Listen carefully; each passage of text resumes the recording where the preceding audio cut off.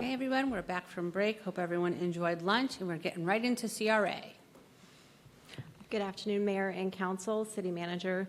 I want to thank you for allowing me the opportunity to speak today and not being the one keeping people between the workshop and lunch earlier, so this works out well. We are going to provide you a few updates today. Next month, we will be having our annual CRA report provided to you at a meeting on March 23rd, which will be an incredibly comprehensive update of the activities that go on. That report is a requirement of Florida Statute Chapter 163. So the update today is kind of related to the things we're doing here with the workshop and some things going around in this city.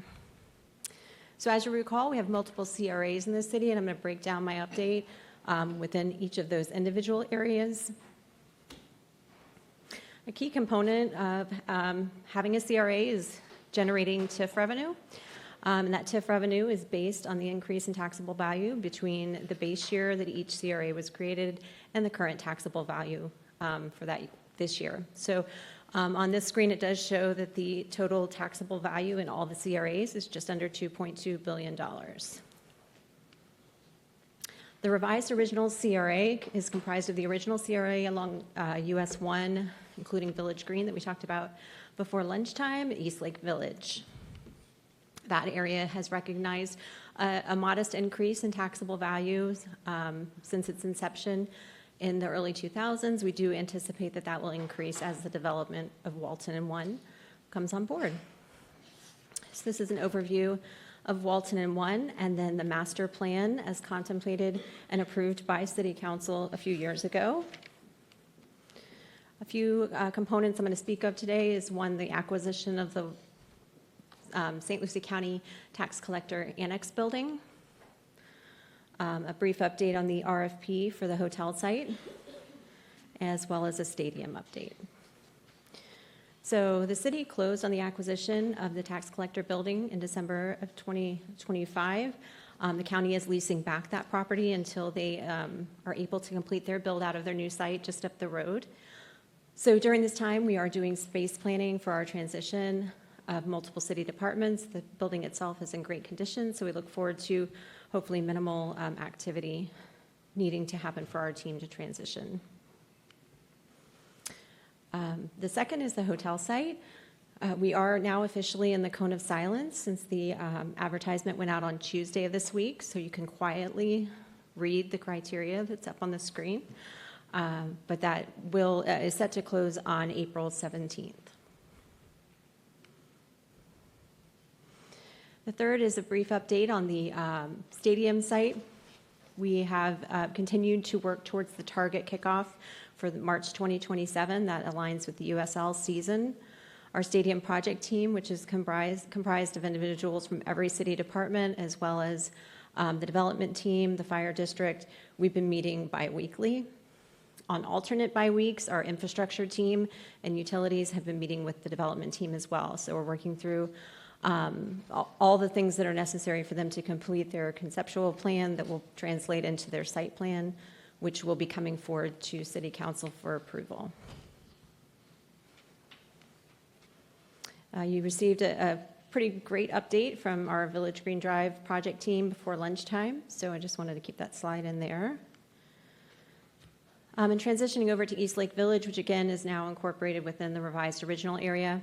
We have very minimal build out remaining in that area, which is about, I think, 5 single family lots and a couple of multifamily buildings within there.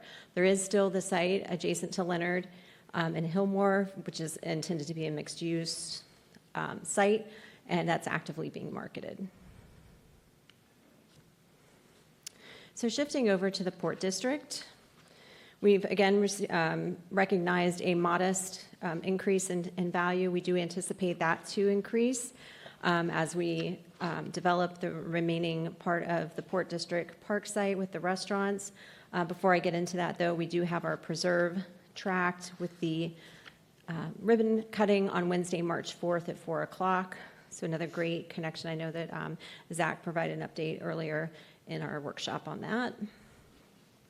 And the restaurant itself. So in working with our restaurant developer, they anticipate to mobilize on site at the middle of March.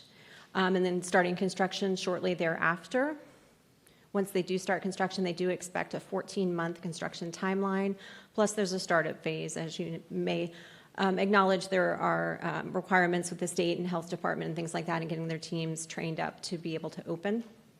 They are anticipating a phased construction, so the Tiki Bar, the main restaurant, and a few of the quads would be developed with the first phase, and then they would evaluate with their group on how the second phase would get built, but they are going to put in the required infrastructure when they do the first phase. I know I have some notes here based on the conversation yesterday about parking. So I did misspeak slightly yesterday. I stated 333 spots. For the middle tract and the botanical gardens combined, it's 365, plus the maintenance area, so that's kind of a separate parking area. So we have a little bit more parking than I indicated. We also have the acquisition of Bridge Plaza. We have not closed on that out parcel yet. We anticipate that that will result in 62 spaces for that. And the city manager did mention the opportunity to look at some sort of lift or some sort of structure parking opportunity, and we will evaluate that. But I think just in our initial project, we looked at that potentially being over at Tom Hooper, where it's not right in the gateway of coming into the Port District. We also have, at Tom Hooper, we have 45 parking spaces, and then over at Veterans Park at Rivergate Boat Ramp, we have, it's about 98 car spaces. That includes the trailer spacing, parking spaces in there as well. Dave? Jen, Yep.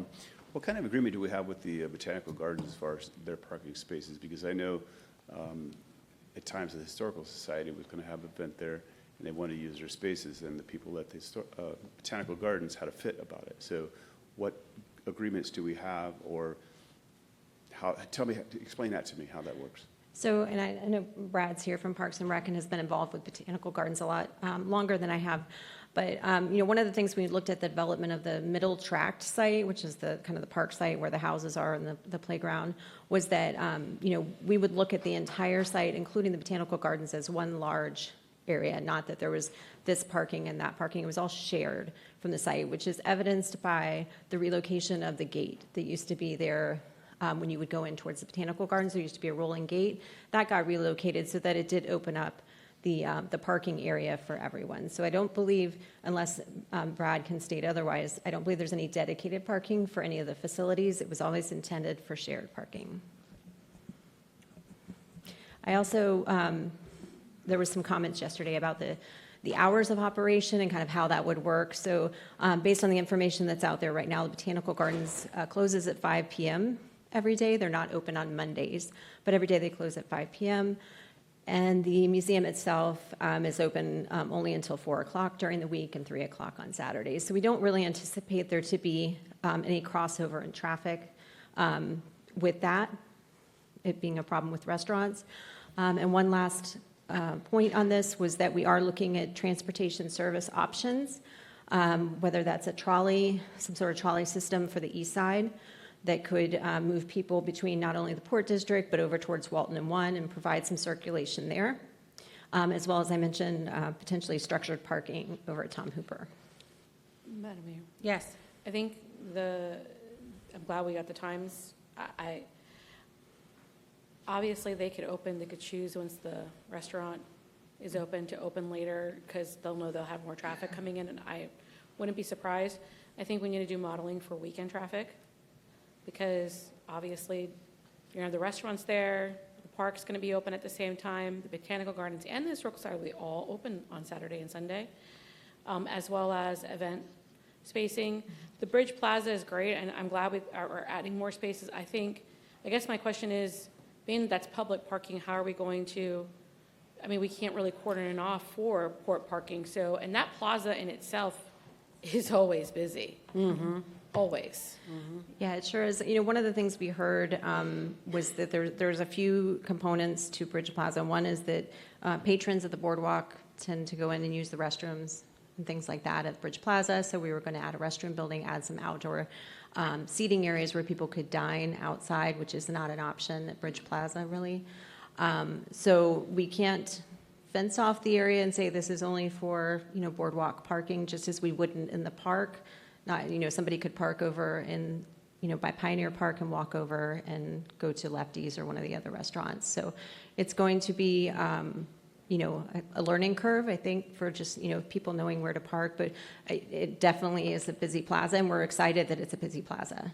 Yeah, and I think that in partnership, because obviously, they're going to be losing other parking as people want to park and walk over. And so I'm okay with the 62 spaces. Obviously, they're public. They're going to be public. I don't know if we should count them, though, in our calculations, just because, we know that we're not going to be able to access those spaces only solely for port. I think you have a little bit more chance with Tom Hooper, a little bit better with, times where the boats park, because we have a lot of boat traffic. But, you'll have a little bit more opportunity in those areas. And, but we still need, I still want to see numbers and numbers run of like what that looks like at full build out. Because it's like, we will have a little bit of time, because he's gonna do these in phases. So we'll have a little bit more than even a year. But we do need to have like a full idea of like, if everything's busy at the same time, and we'll just not count event tracker, because that's too hard to even look at. Let's look at just Saturday, Sunday traffic. How many spaces are we gonna need? And I think looking at it beyond that site is the best approach, because we do have a lot of things going on the east side, and to the extent that we can address those with, a very comprehensive traffic plan with parking and trolley service or some sort of transportation service, I think we'll be able to achieve a good result. Mr. City Manager, I know you and I had ideas, like you brought up the idea, I think, but you know how we're doing the reverse slanted parking on Village Green Drive? And I know that you were thinking of something similar to that on Veterans. Would that reverse parking concept work on Veterans? I think we need to evaluate that with a consultant and make sure that, we're not encroaching onto the roadway system. So definitely that'll be part of the evaluation to determine how many parking spaces we can accomplish in the whole zone between Veterans and the port. Because when we looking at the way Village Green is slated to be built, it looks very similar, that 4-lane divided road, median divided, very similar. So if we're able to do it in Village Green, why can't we do it on Veterans? Yeah, definitely. Yeah, I mean, if there's spacing for it, then Yeah. we should definitely look into it, for sure. It would also give people, an opportunity to park along the corridor where they could, start somewhere and, make a loop without going to a dedicated parking lot down at one end or the other. They could have a midpoint. So we'll look into that as far as what the existing right-of-way is and what it'll allow. Thank you. And we also need to look at, if we're going to be analyzing utilization, there's going to be a big difference between when the snowbirds are here than there is when they're not, right? Because when we have all the snowbirds in town, the restaurants are more packed, and there's just a lot more people, so. I think we're going to be surprised the amount of parking that there is like in Veterans, because Veterans is not being utilized as much, so that's another opportunity there to be able to, I think it's how do you move people? If people don't want to walk, then we move it in a trolley system. That's right, because it is a kind of a distance. Yeah, exactly. For people. So we're going to take that into consideration, part of the evaluation. Perfect. Thank you. So you may have noticed that the 6 anchors have been distributed and installed within the Port District at various locations. Based on a conversation that we had with you last year on branding for the port, we will be bringing some branding options, some gateway options to you at the March CRA meeting. We wanted to transmit those to you, give you time to review them so that we can have a good conversation. But they look really good. And also the acquisition of Bridge Plaza really gives us an opportunity to have a nice gateway feature when you come across the bridge that we otherwise would not have had. So I know, I'm sure I'm repeating myself, but the park is just award-winning. We've had a lot of great recognition over the last year or so for the park itself, for the master plan, for the historic home restoration. So we do like to share those accolades, but one of the biggest rewards that we get is the recognition of the visits, the people coming to the site, the people that are returning to the site. So these numbers were provided through the end of December, and we just, continue to see that as one of the biggest rewards for the park. So Jen, when we're talking about CRA, and then going back to the prior conversation about it's just not about a road, or it's just not about one thing, we know that Bridge Plaza doesn't look the nicest. All the signs for all the different businesses are a mishmash. And so I think we had this discussion several years ago, but if we really have that desire to make everything look like it's revitalized, I'm interested to know what kind of incentive we can provide and work through the CRA and working with the owner of that plaza to try to upgrade it a little bit.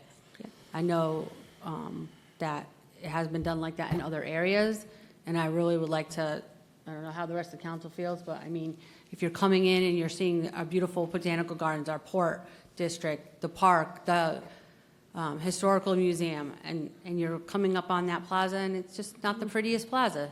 So, I mean, we really should be doing something. So we have been carrying a Bridge Plaza small area plan kind of as a concept that we wanted to work on. I think we're really at that pivotal point in our program where we can actually start to do projects and invest. We weren't really at that point where we had the TIF revenue to invest.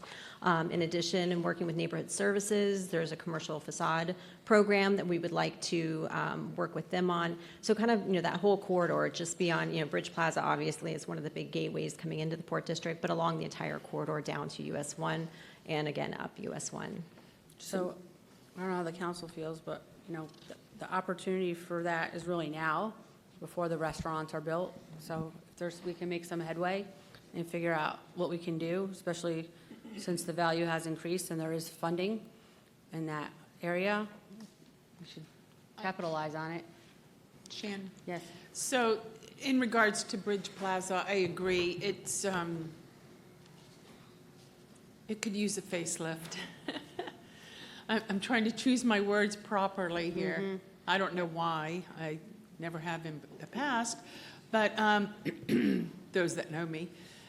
It would be interesting to know, is that plaza up to code when it comes to the landscaping, the signage, and everything else? Because we have had issues with other plazas, AKA across the street, and they weren't up to code. So I don't mind it being in the CRA, but maybe a match, but I'd also like to know, are they up to code? And if not, what do they need to do to come to up to code? So Yeah. we'll work with our planning and zoning department to review the site plan and see what's been approved. And then if there's anything necessary, we don't like to shift into a code enforcement type process. If there is something deficient, we'll work with them on bringing them into compliance and see what we can do. At the same time, working on a plan for revitalizing that plaza, facelifting. So to Stephanie's point, even the shopping center across the street where the Walgreens is, right? And they pulled the signs off the building for the 1 hour photo, and they got the big holes there. And it's outdated, and it just doesn't look good when you compare it to the rest of the area in the corridor. So I agree, we really need to work to see how we can give facelifts and help with facelifts to these things. And then we, like I mentioned before, we'll be bringing that branding to you, which that corner, that quadrant will have some branding options. So I think that's a good time too to have that conversation. So I've worked with many of the businesses in there, and there has been complaints from, without naming the businesses, for certain things within that plaza, because they're all leased, right? Yeah, they're tenants. So, and I know code has gone out and enforced what they're able to enforce. I think that when we have this conversation, and it needs to come together for not just Bridge Plaza, the revitalization, let's say Port St. Lucie Boulevard, as well as the east side. We need to discuss with planning and zoning, like, how do we plan on dealing with these properties? Because I don't know the owners of Bridge Plaza, but it's hard to even ask them to fix or change anything, or even, let's say, rebuild anything, because the way that the code is today, the parking that's there isn't even adequate enough to today's code standards. So anything they want to do above basic, and Mary, jump in if I'm wrong, anything they want to do above and beyond basic repairs, maintenance, a little bit of facade improvements, like from what I'm learning and what I've learned even on the east side of where Village Green is, will require them to comply with today's code. And there's not enough space for parking, and there's not enough space for landscaping because these are old plazas. So I do think that council needs that presentation. And then we need to discuss with planning as well as legal, are there allowances? Can we grandfather? Is that one of the incentives? If you make these facades improvements, we're going to grandfather you into the current, the past code standards. And, you know, like, I have a lot of questions on that, but we can offer incentives, but if they can't do anything because of the way it's set up, I think we're going to have a problem. Well, there's only so much space, right? So I can't imagine a world where we couldn't say, you can keep your existing parking. I mean, outside of these 62 extra parcels, there's nowhere else to add it. There's Right. nowhere space, so it doesn't make sense to me that we wouldn't be able to work within the confines of what we already have. I mean, we have to be flexible, and we have to recognize what was done in the past, but now we don't have areas where we can make them expand. So we have to be able to work within that and work with them. Yep. So I mean, like, I don't know, like, I see Teresa I mean, and there's no other way to do it. Mary leaning in. Right, I don't know, I can't see. Mary's over here. She's leaning in. Mary, if she was gonna jump in. Yeah, so that's a great point. They have an existing site plan. When they were approved, the parking ratio was slightly different, and so they're just meeting their current parking ratio. So if there were to be a redevelopment, you know, obviously we assess that. But so far, I mean, they had the ability to theoretically put a retail store still on that piece of property that we purchased for the parking. And they could have parked it appropriately per their current parking standard for that retail store. So they're just right where, you know, they were right where they needed to be. I think what you see down there at that plaza is that you've got a bunch of very successful businesses there that, Yeah. you know, would like to continue to be successful, and our challenge is going to be finding other ways for their customers to park and get to the plaza. But my question is, you know, the newer plazas that we have, and let's say Bridge Plaza, we did an incentive package for them to redevelop, and they decided to rebuild, and their site plan would be changed. You know, it's a major site plan change. It's not, would their parking be reevaluated, and do you feel like it could actually meet today's standard? Well, I guess my answer would be, it depends. But typically, if there were going to be a redevelopment, the devil's in the details. Is it an overlay zone? What is the council's desire? What is the plan? You know, are there shared parking arrangements built into the code? If there was a major redevelopment, I think planning would work with CRA and some kind of overlay district with, you know, accommodations is what we'd have to do. Because like I've just experienced, you know, the gentleman that had and he's no longer in business, the gentleman that had the brewery that was in the east side, like when I know that there was discussion of him wanting to expand or do more, immediately the parking was an issue because of the age of those buildings to expand even further. So I just want to make sure that we're looking at the discussion holistically, because I do agree, I think we need to do what we can to improve those areas. But if they're going to be hitting planning roadblocks along the way, we need to be ahead of that as well, because that could also stifle the potential of redevelopment. So I think with our motto of how do we get to yes as long as it's not illegal, immoral, or unethical, there's always a way to find a way. Right, Jesus? So we got to do that. Especially if we expect there to be redevelopment. We can't keep just doing what we used to do. We have to have vision, and we have to look at things differently. So, yeah. All right, so I'm going to take you out to Southern Grove for a quick update. We have recognized the most increase in valuation in Southern Grove, almost 8,000%. with their taxable value tipping at 1.25 billion. And just of note, that is before the Costco warehouse facility has come online. That's before a lot of the facilities have come online, so you're going to see that value increase over the next few years. And a portion of that's TIF revenue, it goes back to the residents, correct? Sure, yes. And again, just want to make sure we're noting that stuff. So It's that important. CRA, yeah, that CRA functions differently than the East Side CRA, so it does come back as a rebate to the property owners to, to a cap of what they paid in, so. And that's because they also pay into the SAD.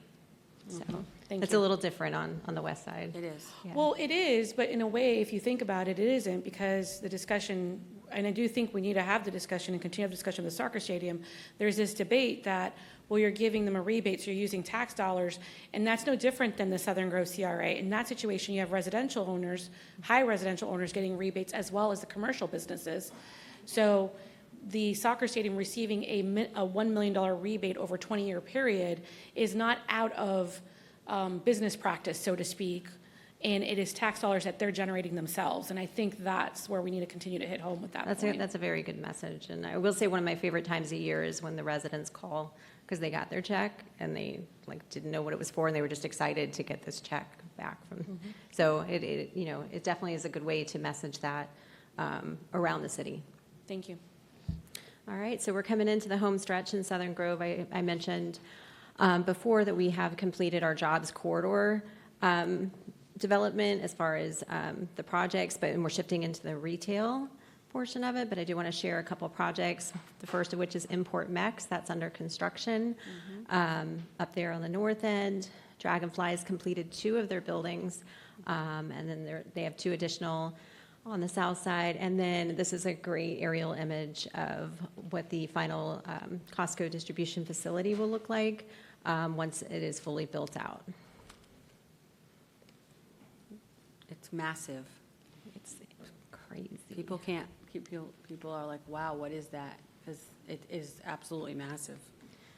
So it's really been about the jobs. The council years ago wanted to make this our jobs corridor, bringing jobs to Port St. Lucie, and is evidenced by the employers listed here, resulting in nearly 4 million square feet of development, over $473 million in capital investment, and creating around 2,300 jobs just with those. Doesn't include any of the smaller infill development or any of the retail. So we do have a couple infrastructure projects that are wrapping up. The first is the Anthony F. Sansone Senior Boulevard from Hegner up to Marshall Parkway. Just off to the left of the screen is the Costco distribution facility. And this is looking from flying above Marshall Parkway, looking towards the northeast at Mackey and its terminus. So if you were to look off to the right of the screen, you would hopefully see a future interchange coming to light in the future. And then the lot just to the back of the roadway there is our last kind of 10-acre site that's off of Village, so it's on Mackey, and we anticipate we're going to get that out on the market shortly. So there was a lot of talk at the early on in the workshop about infrastructure investment. We wanted to share the investment that, there's music on this one, the investment that's been made in the Southern Grove Jobs Corridor and how this has been developer funded, the infrastructure, and that's really important, that the development that's been going on out there, they've put in the infrastructure. I specifically highlighted the $8.5 million for Hegner, because that is us as GFC doing that project, so us as the developer have been working on that project, but also in turn we've recognized about $15.5 million in grants towards the infrastructure in Southern Grove. So those translate really for good product, good development for the future of Western Port St. Lucie. And with that, I do have ability to answer questions. And again, there will be a comprehensive update with the annual report that'll go into more detail on some of those projects. Any other questions, comments? Just with the RFP for the hotels, but the future RFPs too, how are we putting those out? How are we getting the word out?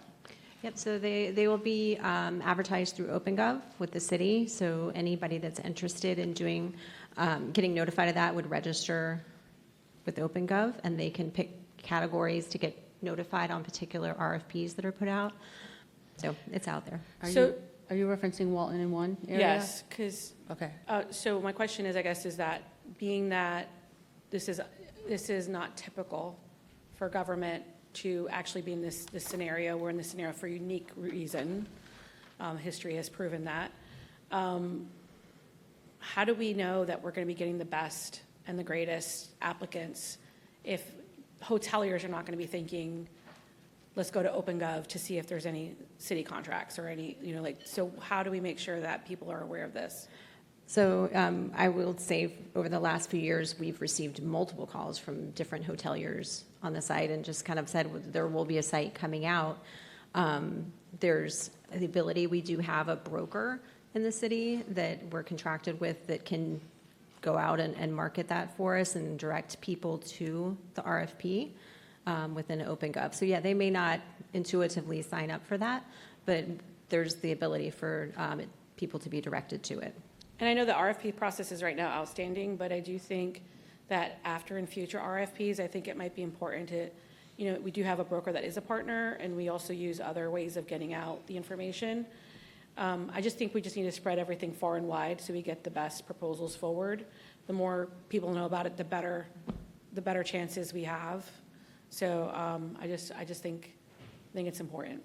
Yeah, so how are we marketing outside of the hotel? How are we marketing the rest of the parcels? Oh, go ahead. Go ahead. No, it'll be the same process. We'll evaluate each of the tracks because it's not individual parcels. This one that went out for the RFP is actually 3 parcels. So there's like another block across the plaza from it, and that's actually tied to the parking area behind it. So we would market that as the next site potentially, or the hotel site that's just behind that. So we would put those out by block. But one at a time or comprehensively? Because the problem is if we do it one at a time, we're never going to get everything starting to get built up. Sure, it's not going to be dependent. We're not going to wait until one process finishes and starts the other. They'll be kind of, they'll phase through, so you'll have them kind of staggered along the way. So not all at one time, but not dependent upon each other. So we'll make sure that we don't have any snags. This is our first RFP on the site. We want to make sure that we have everything underway, then we can get the next package together and get that out while this one's going through, and they'll just kind of overlap. We do have a lot of residential interest in the site and creating the residential product too, so that's going to be another package. Takes up a little bit more property. I know, it's just, the residential really isn't the focus here, right? It's the business aspect. It is. So I don't want to get bogged down with focusing on that just because it's a development as opposed to getting what the residents are really interested in, which is the commercial, which is the retail, which is the restaurant space, and things like that. So, Which does typically follow the residential, so it's kind of one of those. but there's a lot of residential around already. There is, We have yeah. residential multifamily across the street and up the road. So I really think that we need to really hone in on how we're doing this and making sure that we're just not piecemealing it based on just what's in the master plan. We really need to have more eyes on it. And even the residential pieces have retail and restaurants on the first floor. Yes. So they're not just by themselves. They're all intended to be mixed use. So you would have that component where you potentially have a retailer with a residential coming together on a partnership. Go ahead. I was going to say, so we got to see when we went to, what was it called? You and me and Jen, we went to, Oh, when we went to Lakeland? no, the ICC or whatever it's called, you know what I'm talking about? We Yeah. went to a conference. And in that conference, we met with different multifamily companies that did the commercial component on the first floor with the increase. But one of the other examples that I saw, which would really change the corridor, is that front section of the master plan could potentially be retail, but you're looking at higher end retail, and then you'd still have retail and restaurants on the first floor, and then and you'll have housing on the top. But I do think we could do that. That's why I'm saying, I want to make sure that when we go out for RFP, we're going out far and wide, especially for the residential components, because they were very interested in this property. There were several that were extremely interested in this property. And basically, you know, what I delivered was what I think was said, what we all said by the master plan is, we understand it's going to have housing, but the retail is so important. And I think they understood that, you know, that component of retail with the residential on top is like where like would pique our most interest. So, Yeah, and if that's the mix, that's great. Yes. But how long are you gonna wait to develop RFPs in order to get that done? That's what I'm saying. Yep. So I really think we need a consultant group helping us on this, who really specializes and can work with Jen on this. It's done all over the country, but I don't wanna be in a situation where we're piecemealing it, or we're trying to get one RFP and then get someone in, then another RFP. RFPs take months, as we know, to develop, and then they take months to get out on the street, and then you got months of the selection process before it even gets to the city council. And so if we have had all this interest, then we need to be taking action on it instead of just saying, oh, we got to wait till we do this, and oh, we're doing this first. I mean, we didn't do that with Southern Grove.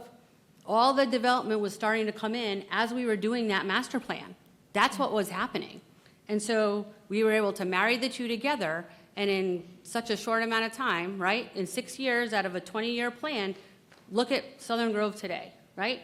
We need to do the same thing on Welton and One. and you're right. I think, you know, to your point earlier, and I know we're going back and forth here, but I'm trying to think about this too as we're talking about it.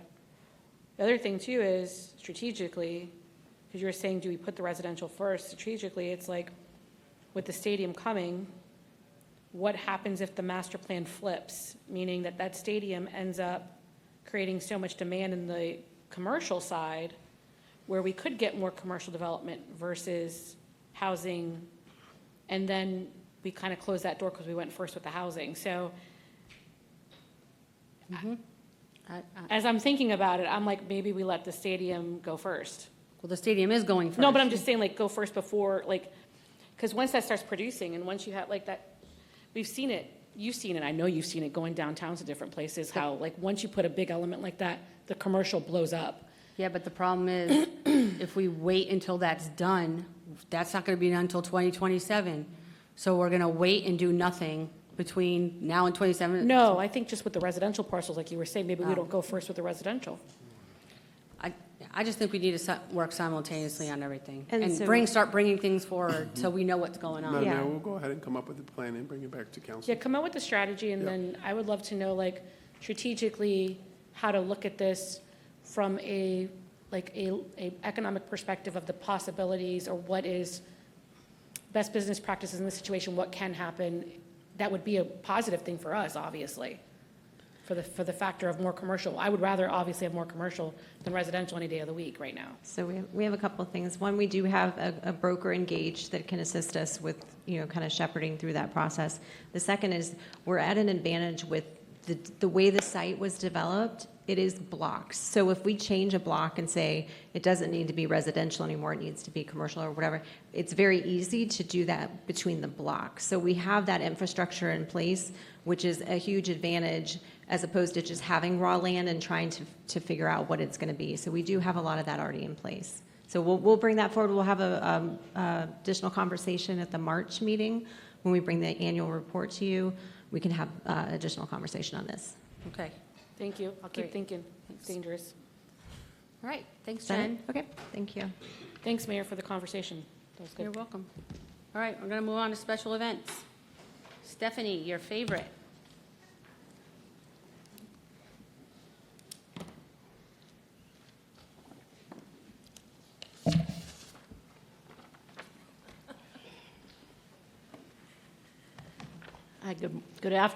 My thing said good morning, so good afternoon, Afternoon. Mayor, Vice Mayor, City Council, City Manager and City Attorney, and staff and residents.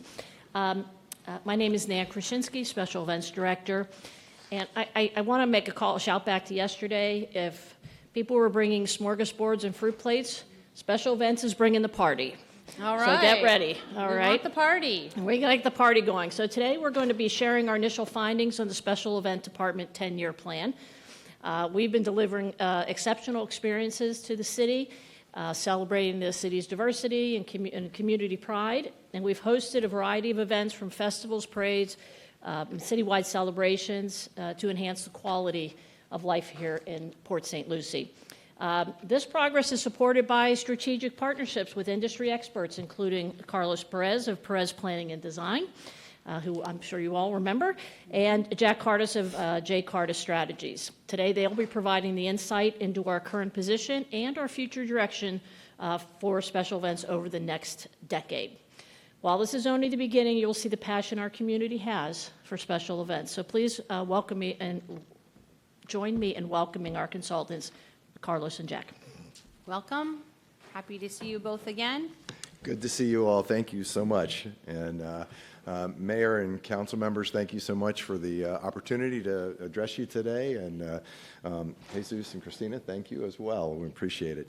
So what we're going to do today is we're going to keep this as tight as we can. We're going to give you an overview of the project purpose, goals, its scope and schedule. We're going to talk to you about the findings to date, the next steps, and then we'll handle some questions if you have any at the end of the presentation. As you recall, in fact, it was probably in November or January of last year when we were here, we made some recommendations after an internal policy and practice review of your special events citywide. And we were looking at some of the challenges. One of the key challenges being, the amount of space, the outgrowing of the of existing park spaces and other opportunities for big, larger events. So what we're really doing is reconciling the Port St. Lucie growth with its residents' appetite for events. They love the events. And looking at what the existing inventory of spaces are and how we can do that. And by doing that, I'm sorry, let me get back there. And to do that, we're going to provide a master planning framework for the future of city events. We're going to align that with the strategic plan. We're going to look externally by engaging the customers this time. Instead of looking entirely at from an inside view, we're asking the customers, and we've begun that process already, so that we know exactly how that can align with the operations and land use.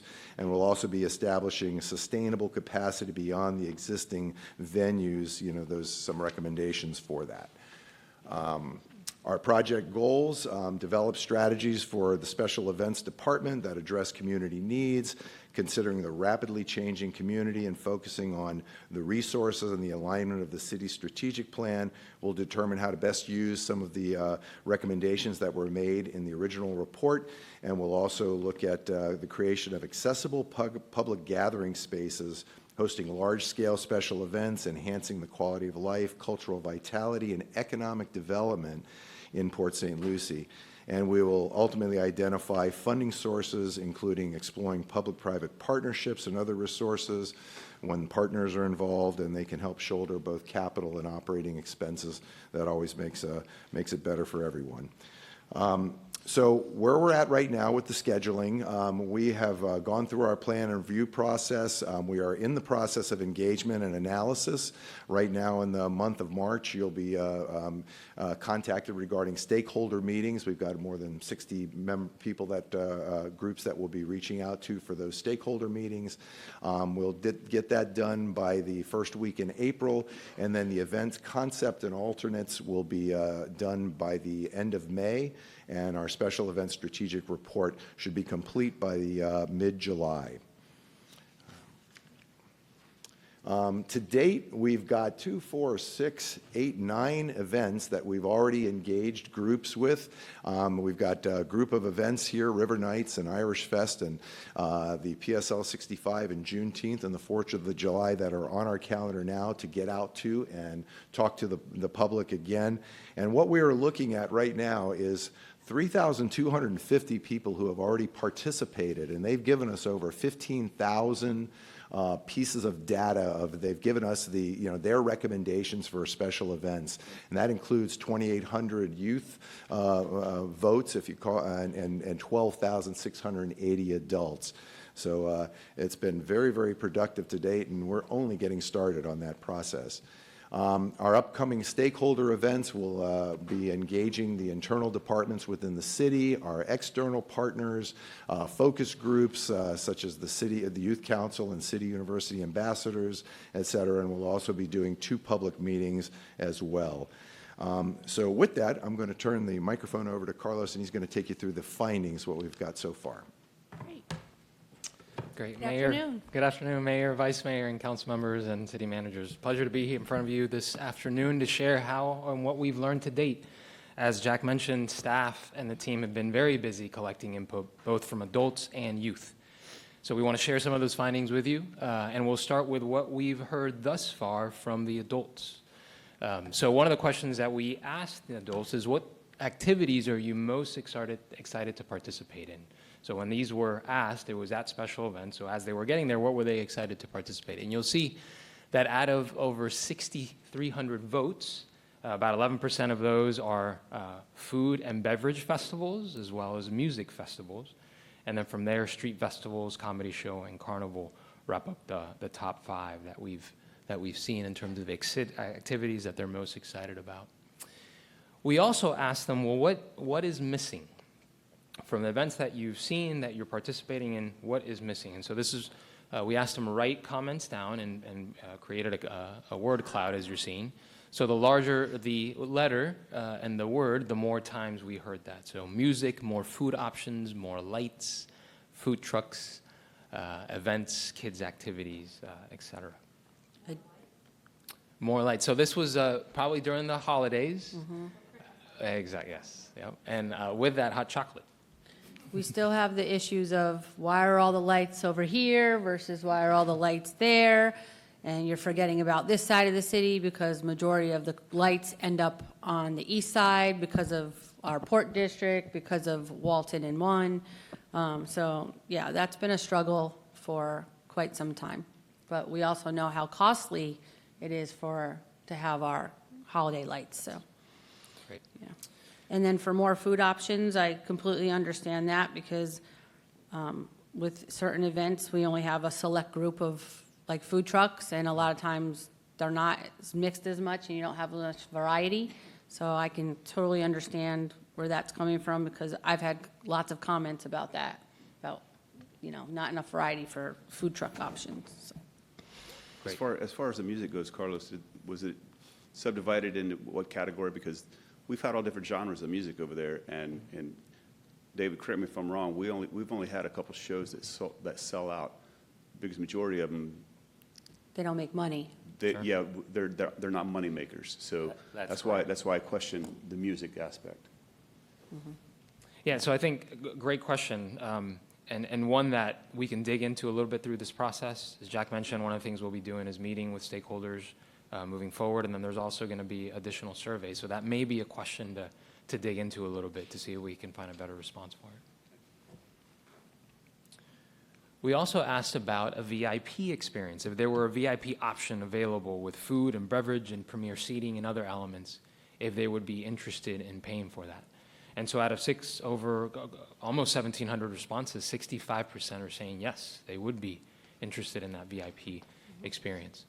And then we went a little further and said, well, how much would you be willing to spend on that VIP experience? So those that responded to this, close to 1,200, you can see that all of them were within that realm of $25 to $50. And then from there, it goes down. So the problem with that is that does not align with what the cost would be for a true VIP experience. If you think about if you go to all different events and you want that true VIP experience, you're not paying $50 for it. You're paying well over $100 for it. So that tells us something right there. Yeah, you can't even get They a want ticket for $50. they want the experience, but they don't want to pay for what it costs for that experience. So how do we figure that out? Sure. No, great point, and something to look further into in this process. But, Madam Mayor, to your point, I think it's interesting, though, because, let me see, 103 people. 9% is 103 people.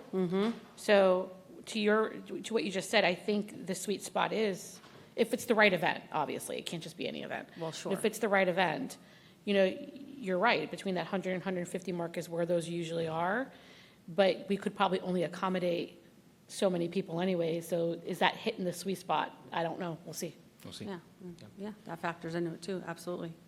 Great. And then in terms of the excuse me, another question was, should the city invest in developing a first-class special events venue, right? So out of those over 1,600, that 83% of respondents saying yes, that they'd like to see that. And then in terms of the age groups and the adult range, really great breakdown. Over 1 in 2 or close to 1 in 2 people under 44 years old, which is great to see, and then 1 in 3 under 35. So good representation, good group of folks that we got this input from. It was great to see. So this is the adult questions. We also had the youth survey. Similar questions, asking the youth, what do you like in the event that you were attending? And are around 2,200, a little over 2,200 responses, top 2 being rides and music, and then from there you can see obstacle course, STEM, so science, technology, engineering, and math, and games as running out that top 5. And also the same question, well, what is missing? Same word cloud. So music, gaming center, movies, live band, kids concerts, sports, karaoke, dancing, and other elements. And then in terms of the age group, really good range, a mix of folks that we got as part of this process as well. So 63% between 5 and 12, which we thought was really, really great to get that input. So this was all qualitative information. Now we're going to pivot to the quantitative information that we've been able to work with, and this is working very closely with Robert Chenier from your staff, who's been very helpful in really helping us dig into the Placer AI analysis. Carlos, one question. Yep. Did this data incorporate the Citizen Summit that we just had? Or? It does. Okay, just Yeah. want to check. Yes, Thanks. it did, yes. So what we did, working with Robert, is we looked at the top 6 special events, the largest top 6 special events in the last year. And so starting from left to right, you can see the event, the dates, total visits, unique visits, the average dwell time, number of visitors that came from the city of Port St. Lucie, number that came outside for other parts of Florida, and even outside of Florida as well. And it was really impressive to see some of these total numbers. So if you go to that light blue line towards the bottom, second from the bottom, total visits, 87,000 visits, which is really, really impressive. Dwell time, over an hour and a half was the average dwell time, which was really great to see. 66% coming from the city of Port St. Lucie, but that 30% outside the city, even 4% from outside the state of Florida, which was really impressive to see that draw that these special events are bringing.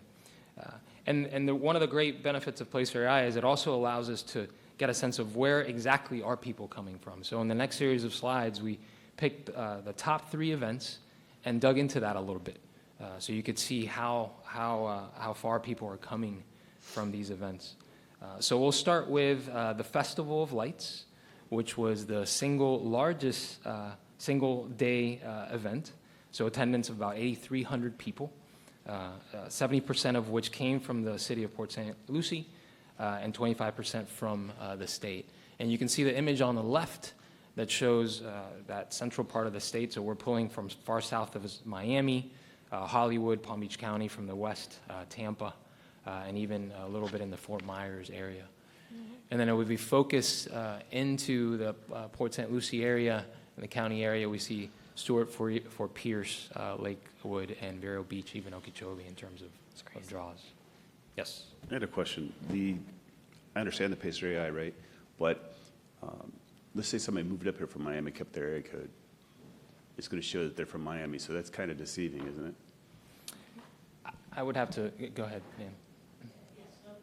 What I was told, I'm sorry, I keep hitting it off. What I was told from Bobby was that Placer AI recognizes if you've been in an area for so long, Bobby, correct me if I'm wrong, that it starts to recognize as that's your place. So I have a 412 area code, but I've been in Florida for 10 years, and so it recognizes me as a resident and not someone from Pennsylvania. So it does have that technology after a 30-day period to recognize you're a resident or not. Thank you. Great.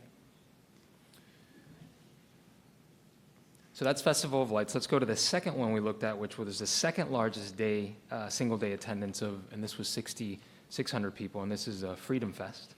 65% of which came from City of Port St. Lucie, 28% from the state. And again, you see a similar draw as far down as Florida, Tampa, Clewiston, Palm Beach County, Fort Lauderdale, and then similar from similar areas in around Port St. Lucie, Stuart, Fort Pierce, Okeechobee, et cetera. And then the last one that we looked at was the largest combined attendance. So this was PSLing Lights 2025. So this was over a 33-day period that this data captures. But it was, again, 5,300 people that attended these, 64% of which came from City of Port St. Lucie, 29% from the state, and 7% outside of state.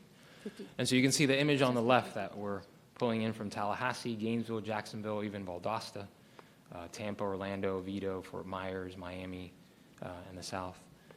And then on the right, you see, again, similar areas that we're pulling from within our immediate county area and immediately adjacent to it. So that's almost 54,000 over the course of that month. That's correct. So really, really impressive numbers, and speaks to the great event that city's putting on. And again, we're not done with this, right? Moving forward, we'll be doing one-on-ones February and March. We'll be doing an online survey, which we believe is an opportunity to explore some of these questions that you've brought up today.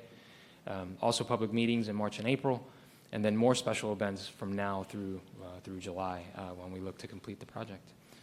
So with that, thank you for the opportunity to present to you this afternoon, and we'll open it up for discussion, additional discussion. So the goal at the end is to come up with a master plan going forward for special events. Is that correct? That's correct. And that will be finalized July, you said? That's correct. So will that be at the workshop to start making final decisions on things? Okay. So, really Go quick, ahead. talk to me about the master plan. Is it to identify what events we're doing? Is it to identify where we're going? So it's going to be that's really where the project goals help us out with, right? So it's developing those strategies associated with the special events. In Jack's study, there was a series of recommendations on how to implement this, so this will expand on that. And part of it, too, is looking at potential spaces, right? Based on this information that we collect from this different input, what are these potential spaces, and what does that physical layout look like to support these special events moving forward? And then also, what are those funding sources that can help us implement that? Okay. Yeah, because, I mean, obviously now that Walton and One will be developed, that change is going to happen dramatically in regards to where we're holding some of these things. And then, we have McCarty Ranch and some other areas we can do some stuff too. But I think the analysis of what can be held at each of the spaces is critical. Not even what event's going to go there. It's what can that actual park or whatever actually accommodate? Is it, a festival? I've been asked, I don't know if you guys have gotten this across, I've been getting asked a lot, can we do more farmers markets and those kind of things, especially about Torino. I recently had someone come to me and say, Torino Park, that we've got all that room, they said that they had spoken to one of us up here before, and that they had mentioned that they would like to see farmers markets and that kind of stuff on the weekends in Torino Park. And I mean, I don't know if it can even accommodate that. And so I just think it'd be interesting to know what they can accommodate, and so we know where these things could possibly go. Sounds good. And so what stands out, obviously, is the two things that you would expect to stand out, both from the adult side and the youth side, food and music, right? But we know where our challenges have been with the music festival and the high cost. So if that continues to be the biggest draw and the biggest thing that people want, we're going to have to figure out what that looks like in terms of how do we address those costs. I know the production costs were the things that made everything so expensive because we didn't have that production component, and then that had to be brought in. So it'll be interesting to see how we navigate that going forward, because if that's what people want, then, and we want to provide it, it'll be, yes, location, but also to make sure that it's a revenue generator as opposed to what we dealt with, we tried the music events, which were great, and I think several of us were at some, some of them at least, but we know that it has to not, we can't be continue to be in the red, and that's why we changed and stopped doing that for a while till we get to this, till we figure this out. But But I think also the fee may be a component of that, so we don't end up in the red every time we do an event. yeah, One, I think to David's point too, diving into the music piece of it, because I think people want music, but they want to see us do, I mean, that's just what I'm assuming, they want big music talent coming in. Yeah. And that's the challenge. Unless we have the space to do that, or unless we have an indoor space that can do that, you're looking at, big arena, stadium size. It's going to be very difficult to give them that. I do think, of course, I've been a proponent, it's not a secret. I do think we do need to identify in the future a space for that, because special events venue was 83%, favored, and I think we really need to work towards deciding if we're going to do a venue, where is that venue going to be located, and what exactly is that venue going to be utilized for? Because ultimately, honestly, I go to concerts with my daughter, and I always pick places, if I can, that are indoor, whether it's an arena or a stadium, because I don't have to worry about weather, climate, like being hot outside, those kind of things. So that's also in the consideration of that. yeah. Honestly, I don't see us being able to do anything grand scale in the future that's outdoor. There's just too much residential, really, in any area. And we talk about the fairgrounds, and when you're talking about, or if you think about going down to West Palm Beach, a location of I Think, right? There's not residential around there. So, I mean, we really would have to consider an indoor space if we're going to, ever go down that line, and where that might be because of that aspect. We just don't have these large swaths of land anywhere that could accommodate that with that kind of acreage, so. I think one component that we could possibly think about is when we have these festivals, if we want to do music, bring a music act in to enhance the festival.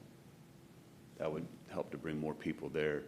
And if we charge a nominal fee to go see the act, then that, so be it. But I think we've already explored having music, and I know everybody's falling out of their chair hearing me say this, but we've already been down that road, and we know where it leads us. And I don't think that we need to continue down that unless we have a better plan. Mm-hmm. And, spending thousands of dollars to bring a band in, and, we don't sell it out, or we don't make enough money back to even pay the band, it makes no sense to continue doing it. Right. It's very difficult to compete with West Palm and Orlando, and Tampa, for that matter, and Miami, for that matter. So. Great. All right. Thank you very much. Thank you. All right, Mr. Mariagic, you're up. Can I add something for a minute? Sure. I know that there had been a request for some information about Freedom Fest. Uh-huh. Are you available to hear Oh, that now? go ahead, go Okay, ahead. good. So as everyone knows, it's the 250th anniversary, thank you guys, 250th anniversary of the signing of the Declaration of Independence. So we're in the kind of a go big or go home mode for our event. And at this point, so we have it set, it will be Saturday, July 4th. We're starting in the morning with a 5K walk and run, which will be an income generator for us. That will happen in the morning at Mid-Florida Event Center. And then starting at 5, we'll have, we have a lot of things on stage. We have entertainment, we have a band called Girlfriend Material. Our headliner, very excited about, is Max Weinberg's Jukebox. Max Weinberg is the drummer for Bruce Springsteen, and as you know, they just announced their tour is going to start to go on sale tomorrow, and they will be in Sunrise, so there'll be a lot of momentum and excitement about having Max Weinberg. Max Weinberg was also the music director for the Conan O'Brien Show. He's a Rock Hall of Fame inductee. So there's a lot of juice behind having him there, and he does kind of a very fun, interactive where the audience will will set the set list because of he has a big screen behind him, and all the songs, 100 songs rotate through, and you can pick which ones you want him to sing, and then he just goes through, and that's how the set list is set every night. And then we're also adding, along with the Zambelli fireworks, we're also adding Luna Light drone show, which, as everyone knows, went over very well for the Juneteenth last year. It was a surprise, so I think when people actually have a chance to prepare for it, so we'll do 20 minutes of fireworks and 20 minutes of drones. We're also planning a lot of extensive children's areas. We are talking about having a very kind of a historical area. Maybe we have reenactors. We're working on some of these details.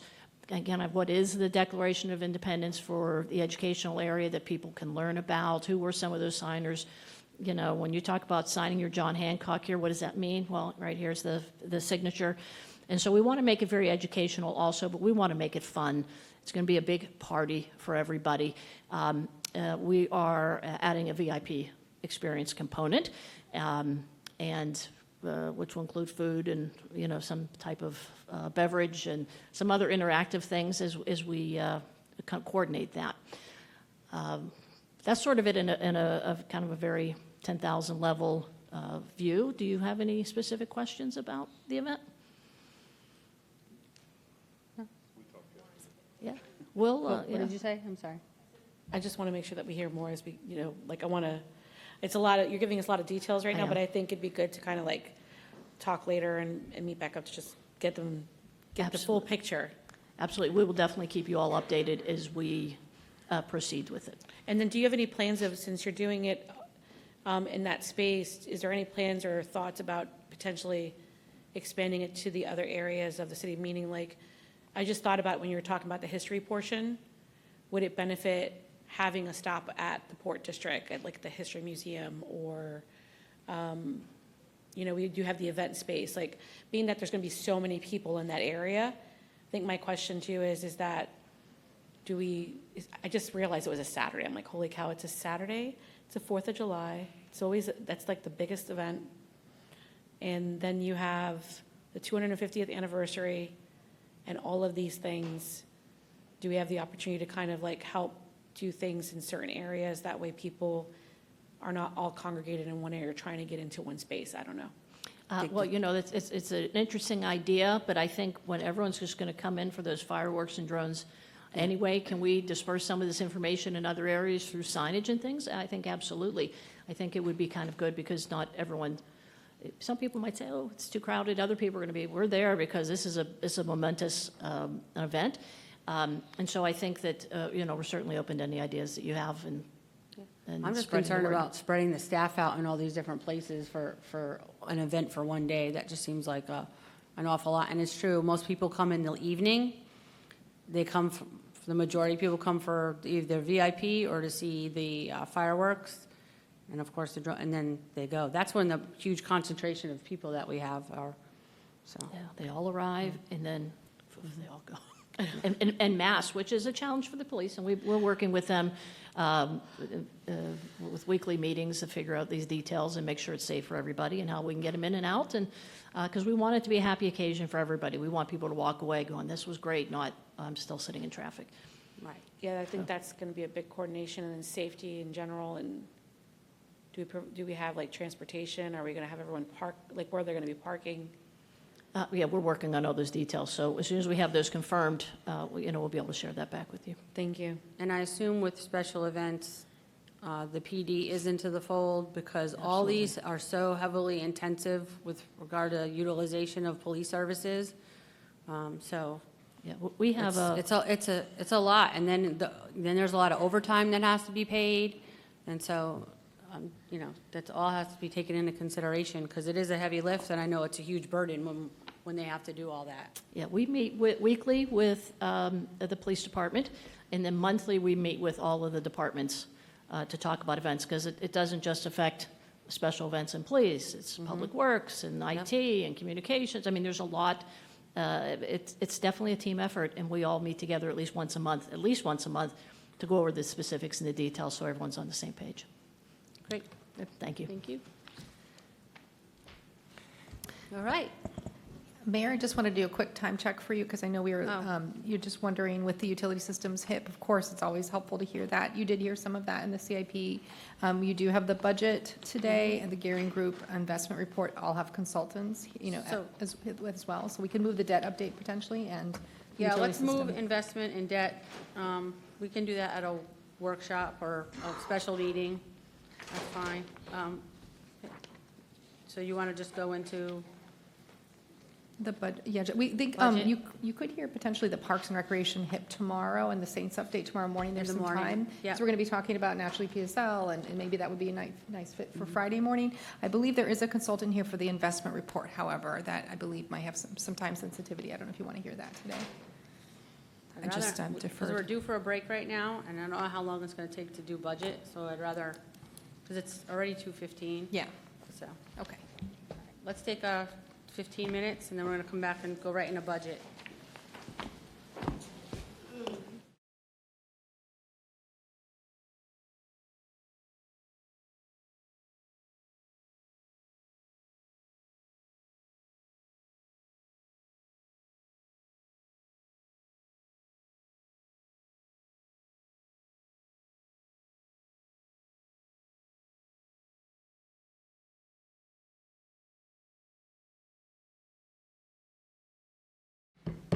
Okay, we're back from break, and we're going to get right into our first look at our budget. Ms. Sturgis, good afternoon. Good afternoon, Madam Mayor, Madam Vice Mayor, Council, and all those that are present. For the record, Caroline Sturgis, Director of the Office of Management and Budget. Today, I am joined with my co-presenter, Ivy Latica, who is the Budget Deputy Director. So for me, I will be providing an overview of our outlook for fiscal year 2026 through 27. I will also go into our general fund. Then I'll hand it over to Ivy Latico, who will provide an overview of all of our enterprise and special revenues. And then I'll wrap it up with a summary at the end. So we do have a number of slides. We have 74, but as far as our speaking time, it's only about 30 minutes. So we will try to go through this as quickly as possible. Our goal is really to take a first look at what we're seeing for the next fiscal year of 26 through 27, focusing on our priorities, the economic outlook, and our millage objectives to ensure a sustainable future for the city of Port St. Lucie. Before I begin with the presentation, I would like to take a moment to congratulate the city on maintaining the Government Finance Officer Association's Distinguished Budget Award presentation. Our slide needs to be updated. This shows for fiscal year of 2024 through 25. Yesterday, while we were here at the workshop, we did receive notice from GFOA that we did receive the Distinguished Budget Award presentation for our most recently adopted budget of 25-26, which means it is the 37th consecutive year that we have received that acknowledgement. In addition to that, we did receive 3 special recognitions, which we are very proud of. One was for our performance measures, one was for strategic goals and strategies, and one was for budget process. So this is the first year that we've ever been recognized for our budget process. But overall, this really reflects our commitment to transparency with our budget and excellence. So I do want to express a round of kudos to everyone in helping to develop our budget, the city manager's office, all of the city departments, and of course to you, city council. Because of your vision and support, you have helped us contribute to delivering a quality budget presentation. Thank you very much, and congratulations to all. Thank you, Madam Mayor. Our agenda, we will cover the city manager's direction, economic trends, millage rate objectives, and council's priorities for the upcoming fiscal year of 2026 through 27. Our goal today is to confirm council's priorities and set the tentative millage rate to guide the development process of the next fiscal year's budget. We have met with the city manager, Mr. Morejo, and he has emphasized for the next fiscal year to include taking a conservative approach to fiscal management, aligning initiatives with the city's adopted strategic plan, and planning for capital future needs, which will keep the city strong. However, legislative proposals may impact property tax and the revenue that support city services. So those are something that we are monitoring as we're developing the budget. This graph here shows the annual budget process. It starts with council-approved strategic plan, followed by all of the departments evaluating the strategic plan. Next, we develop an annual budget, which will advance the strategic plan, and then throughout the year, we are administering that budget, and then we will repeat the process. Taking a look at the economy, we have reviewed several important economic indicators based on the latest data available. Nationwide, we have seen that the economy has grown by 4.4%. That was based on the third quarter of 2025. This growth is mainly due to consumer spending, home building, government spending, and trade. Over the past year, inflation rose by 2.7%, which is slightly lower than the previous year. Federal interest rates have dropped by about 1 point compared to last year. People's confidence in the economy has decreased, falling to 52.9 points from 74 points in the previous year. In Florida, the unemployment rate is slightly lower than the national average. For this calendar year of 26, the annual assessment increase for the Florida Save Our Homes program is 2.7%, which matches the National Consumer Price Index. Our city has seen a 27% population growth over the past 5 years, welcoming more than 55,000 new residents. Last year, we did see a decline in our building permits. It was a 29% decline in comparison to the previous year. So although this is indicating a potential slowdown in construction, but it is not a complete stop. This graph of consumer confidence shows the swings in last year, ending lower in January versus the same time in the previous year. According to the University of Michigan surveys, consumers perceived some modest improvement in the economy over the past 2 months. Consumers are basically still concerned about issues such as high prices and softening of the labor market. Looking in at our state, the slide shows the anticipated valuation for homesteaded properties. The annual increase through our Save Our Homes program is capped at 3% of the assessed value for the prior year, or the percentage change in CPI, whichever one is lower. So this year being capped at 3%, we did see a CPI change of 2.7%. Therefore, the state has already determined that the maximum increase that a homesteaded property will see is a 2.7% increase for this year.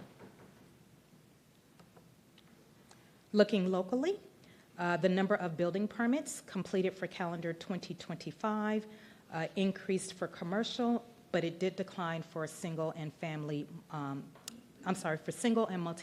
residences. The net decline in permits completed was about 1,300 less. The valuation for all permits issued was at $1.8 billion for that was for calendar year of 2025, which is slightly higher than the prior year. This reflects an increase in cost of construction and valuation. Another indicator that we usually review is the Realtors Association market listings. The number of closed sales in the county are up by 2% year over year, whereas median single-family home sale prices are down by 1%. As of December 2025, there were about 2,300 active listings for single-family homes, representing a 5-month supply of inventory. The benchmark for a balanced market, meaning that there is no advantage to the seller or a buyer, is a 5.5 months of inventory supply. Therefore, last year ended as a seller's market. Last fiscal year of 2025, we realized ad valorem revenue gain of $5.9 million from new construction that was valued at $1.3 billion. For the upcoming year, fiscal year 2027, we are forecasting new construction will add $1.4 billion of taxable value and $6.5 million of new ad valorem revenue. In summary, our city is experiencing continued growth, but at a much slower pace. Commercial development is picking up, and with these developments, we are anticipating to see more jobs and convenience within our area. We are pleased to report that the personal income and household growth among our residents is increasing. Additionally, the city is realizing modest revenue growth, which will help support city services. We are monitoring property tax reforms that are being considered at the state legislature. With these reforms, some of them, if enacted, they would have significant impact on our budget and the level of services that we can provide. Therefore, as we're looking forward, we are taking a conservative approach with our budget planning. Like many communities, we are facing inflationary pressures that lead to higher expenditures, both operating and capital projects. We are working diligently to manage these costs and minimize the impact whenever we can through incorporating innovation and efficiencies within the services we provide. Our Budget Stabilization Fund, also known as our reserves, have been utilized in recent years to support critical capital projects, funding gaps as we've seen the cost of those projects increase, as well as to leverage land purchase opportunities to conserve land for green spaces, parks, and public use. We will continue to maintain our financial stability by complying with the Council's reserve policy for all of our major funds. The next section will be an update regarding the city's millage rate and property tax trends. During a 5-year stretch from fiscals 2021 through 2025, the city experienced year-over-year growth above 12%. In the past 2 years, we have seen the percent growth moderately decrease. So we're still seeing increases, but it's not as large as what we saw 3 years ago. For the upcoming fiscal year of 27, we are forecasting a similar decline in the change from year over year, and we are projecting an 8% change over the current fiscal year. At the forecasted 8% increase in taxable property values for the upcoming year, we estimate the total taxable value in the city to be $27.7 billion. Although in recent years, the city realized an annual average increase of about 16.5% over the past 3 years, building permits completions have declined and is on the same trend for this year. Therefore, our forecast for taxable valuation is conservative.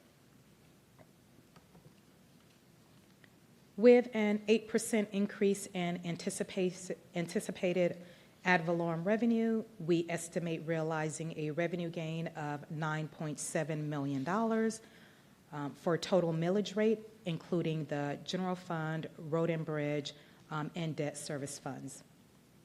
The new revenue is due to construction and property appreciation. The total revenue collection is estimated at $132 million.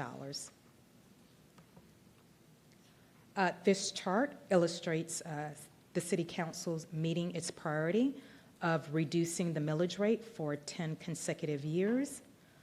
Today, we hope to receive direction from you on how we will move forward with the millage objective as we plan the next year's fiscal year budget. Moving on, we will take a deeper look into fiscal year 2027's outlook. Our budget focus on the upcoming fiscal year will be based on a conservative approach. That is our theme for this year, which will ensure that we are being fiscally sustainability while considering proposed state legislations. We will continue to prioritize City Council's goals and address the priorities of the city's strategic plan. However, city service levels may be impacted depending on the outcome of pending legislation. We will also look at capital needs for the 10-year planning horizon, and we will continue to budget for debt strategies that are fiscally responsible. The general fund revenue is forecasted to increase in taxable value by 8%. This does include new construction. The increase will generate $8.4 million in ad valorem revenue. We anticipate a 4% increase in growth for electric franchise and electric utility taxes. 2% is being projected for the state revenue sharing, sales tax, and communication service tax. Growth is the main driver of our increase in revenue projections, although we are being relatively modest with those growth projections. Our forecast for the next fiscal year does maintain the millage rate at the current rate of 4.2991. Total revenues for the upcoming fiscal year for the general fund are projected to be $10.5 million, higher than the projected revenues for the current year. This is an early projection, and we will revise it as we have better data and as we receive information from the property appraiser's office. The planning budget will continue to include funds for addressing public safety needs for a growing city, advancement of the Parks and Recreation Master Plan, expansion and maintenance needs for city infrastructure and facilities, and resources required to support internal service departments. At the current millage rate and projected growth of 8%, the projected total general fund ad valorem revenue for the upcoming fiscal year is about $114 million. The sales tax revenue is projected to grow by 2% for a total revenue of $13.7 million. The electric franchise fee revenue is expected to grow by 4%, generating $16.6 million of revenue. The state revenue sharing is projected at a 2% growth, resulting in $8.5 million of revenue. For the business tax revenue is expected to be modest and generate $2.7 million of revenue. New businesses in the city.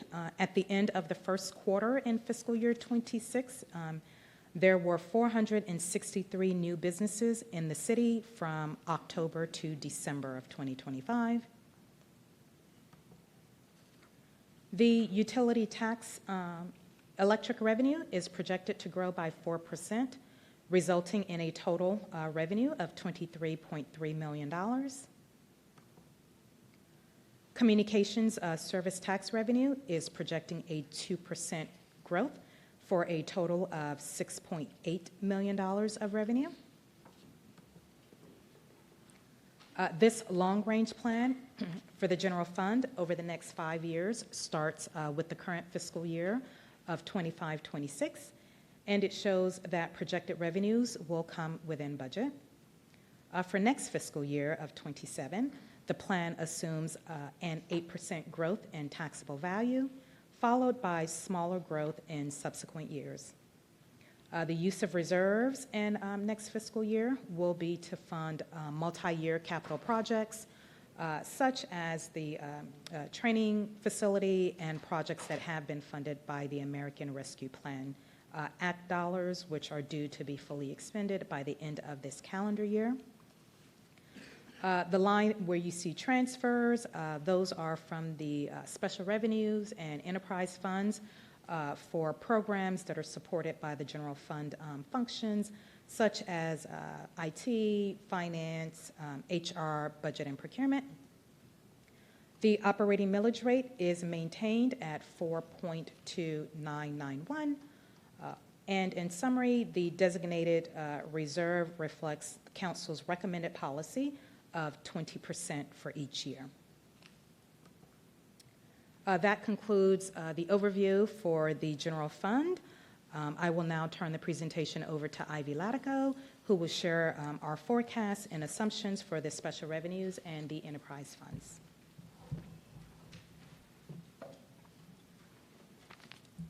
Good afternoon. Good afternoon, Madam Mayor, Vice Mayor, City Council. I'll begin with a high-level overview of key revenue sources, including the half-cent sales tax, stormwater fees, ad valorem revenue, and utility fees. These slides provide content of recent trends and current assumptions supporting the financial outlook.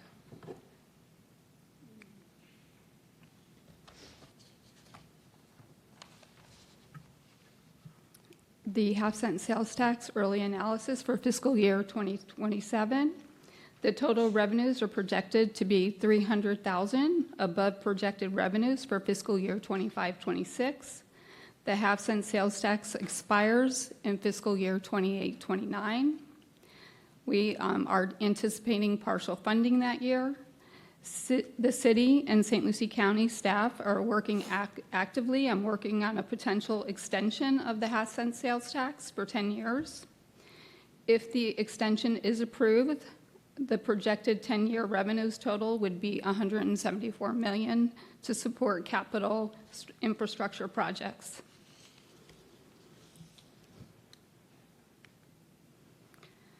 This graph depicts a 2% projected increase, a total of $15.3 million in fiscal year 26-27.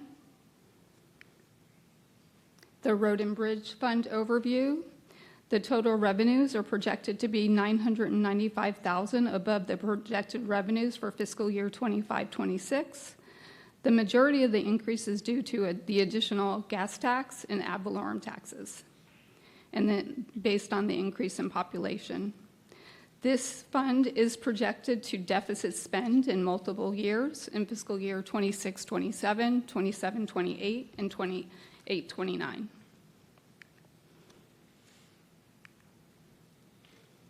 The Road and Bridge ad valorem revenue trend.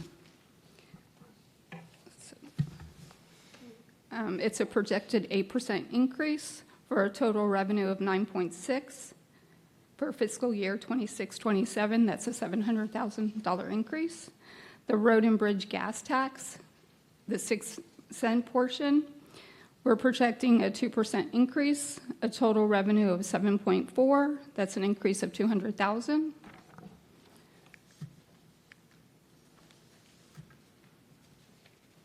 The Road and Bridge long-range model, the millage rate is 0.3616. In fiscal year 26-27, the revenue projection is $25,862,000. The expenditure projection is $27,170,000. This fund will be deficit spending. The use of designated reserves will be required to balance each year. They will meet their requirement reserve of 17%. The Stormwater Fund overview. The early analysis for fiscal year 2027. The review of the stormwater fee was completed in fiscal year 2021. The Public Works is currently working on a new report, which should be completed in March of 2026. The current level of service includes an approved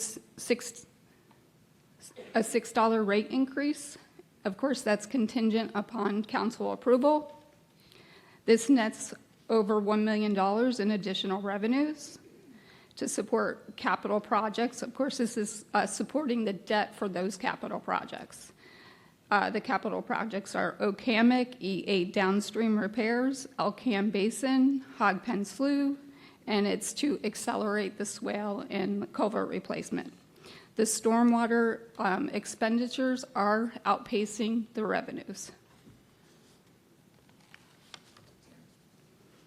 And again, the stormwater fee is going to produce an additional $1 million for a total of $32.3 million for fiscal year 26-27. The long-range model for the stormwater fee, we are projecting, and of course this is pending council approval, a $6 rate increase for fiscal year 26-27, 27-28, and 28-29. The projected revenues for fiscal year 26-27 is $47 million, while the expenses are $48.2 million. And as you can see throughout the years, in fiscal year 29, this fund will not meet its required 17% reserve policy. The utility systems fund overview. The early analysis for fiscal year 2027, the growth in the housing market continues to impact this fund's operations based on revenues and expenses. The utility department completed a rate study, 5-year analysis in 2024. The forecast includes a 3.5% rate increase if approved by City Council, and that will generate $1.9 million in additional revenue. Water and sewer projects are progressing at a significant cost. The utility systems water operating revenue trend, again, the graph depicts a $1.9 million increase, a total of $56.7 million of revenue for water. The utility system sewer operating revenue trend, based on growth, we're projecting a 2% increase, collecting $62 million in revenue for 26-27. The utility system fund long-range model, 26-27. The fund is balanced, but we will be using reserves to fund capital projects such as Glades wastewater treatment plant and Rangeline reverse osmosis water plant. The building fund overview, the building permit applications completed. This is certificate of occupancies. You can see that the high of fiscal year or 2022, this is a calendar year, was 4,848 COs versus in 2025 we had, so we are decreasing 3,217 COs.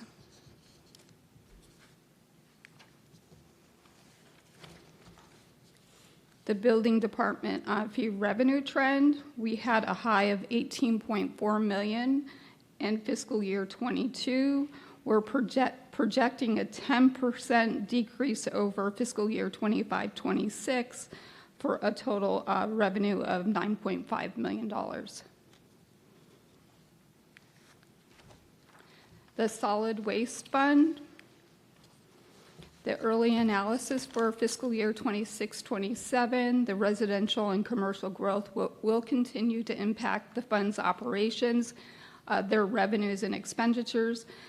There is a projected 4% increase per contractual agreement with FCC Environmental.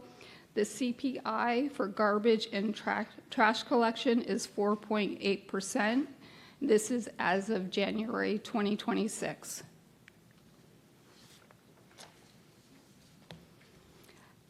The graph here shows the 4% increase. We'll be collecting $43 million in fiscal year 26-27 if the 4% is approved. Crosstown Parkway Debt Service Fund overview. The early analysis for fiscal year 2027 and the current fiscal year 25-26, the current millage rate is 0.3143. The projected revenues this year is $7.7 million. We will not meet the, we will not have enough money to pay the debt of $8.2 million, so we're dipping into reserves of $500,000 to make that payment. In fiscal year 26-27, the forecast based on the current millage rate of 0.3143, it's estimated that we'll gain $619,000 based on that 8%. We'll collect $8.4 million. The debt payment is $8.4 million. The final debt payment, service payment for the 23-25 bonds is scheduled for July 1st, 2035. So that's when that debt will be paid off.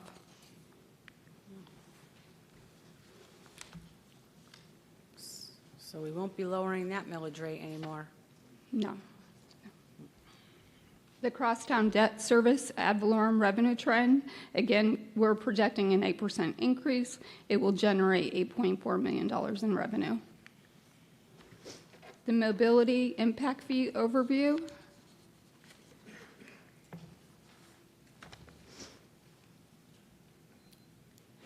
So we used to call it the road and bridge impact fee, and we changed it in fiscal year 21, calling it the mobility fees.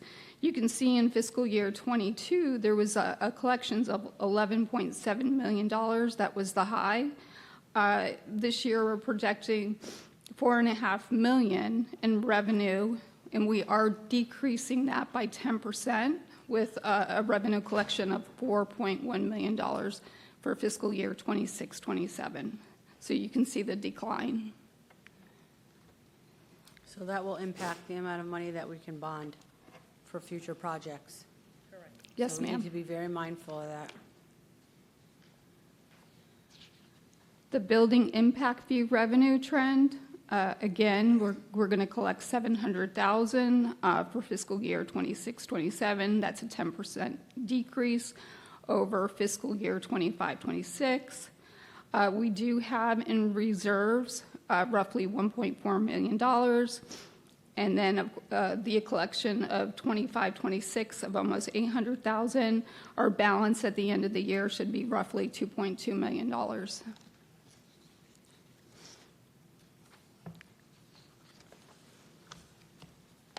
The parks impact fee revenue trend, we're anticipating another 10% projected decrease, a collection of $2.8 million for fiscal year 26-27.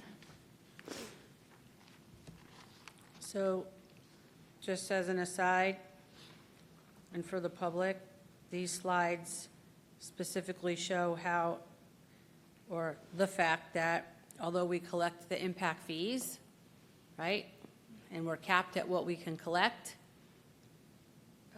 how they don't even come close to building the infrastructure and the parks and everything that we need to get done for our growing city. So once again, this shows that growth does not pay for itself. Oh, my. Chime in. Absolutely, Madam Mayor. Yesterday, we saw presentations and we saw actual dollar numbers, right? So we saw, I think it was utilities for, not utilities, I'm sorry, Public Works, when they had a slide that showed their Public Works building. That one came in at $28 million. Right. When the police did the presentation on theirs, we saw the police training facility when Roger was up. That building was $28 million. So that right there can just kind of give you a quick overview of what these capital projects are coming in at, I might as well mention Parks and Recreation. I think we also saw the numbers for Tradition.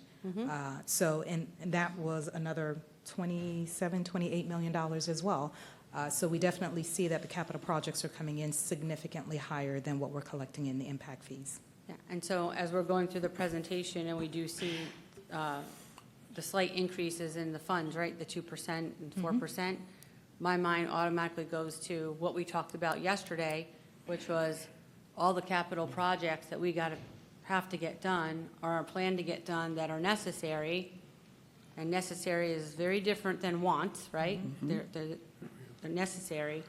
And how the numbers of these increases don't even come close to even what one project costs in order to get done. So just something to keep in mind as we're continuing our thought process, and also how we're communicating, with our residents about, what our budget looks like and what the costs look like. Mary, did you have something? Madam Mayor, Council, I did want to put on your radar that next year, it will be time for us to begin looking at updating the parks and law enforcement impact fees again. So they're not keeping pace, and they seem to be decreasing, but also they're about to expire. So we'll be revisiting those. Thank you. And Madam Mayor, just like you said earlier, this is almost like a perfect storm. You have a decrease in the revenues coming in, but an increase on your overall capital, all your overall CIP cost. Right. So really, how do you differentiate the different projects and what's the priority of certain projects? And going through the list that we're going through yesterday, that's the struggle is, we know we have a certain dollar amount, but when your impact fees can't support a bond, or you really don't have a true revenue source that you can count on every year, that's where the struggle becomes. Madam Mayor, just Yes.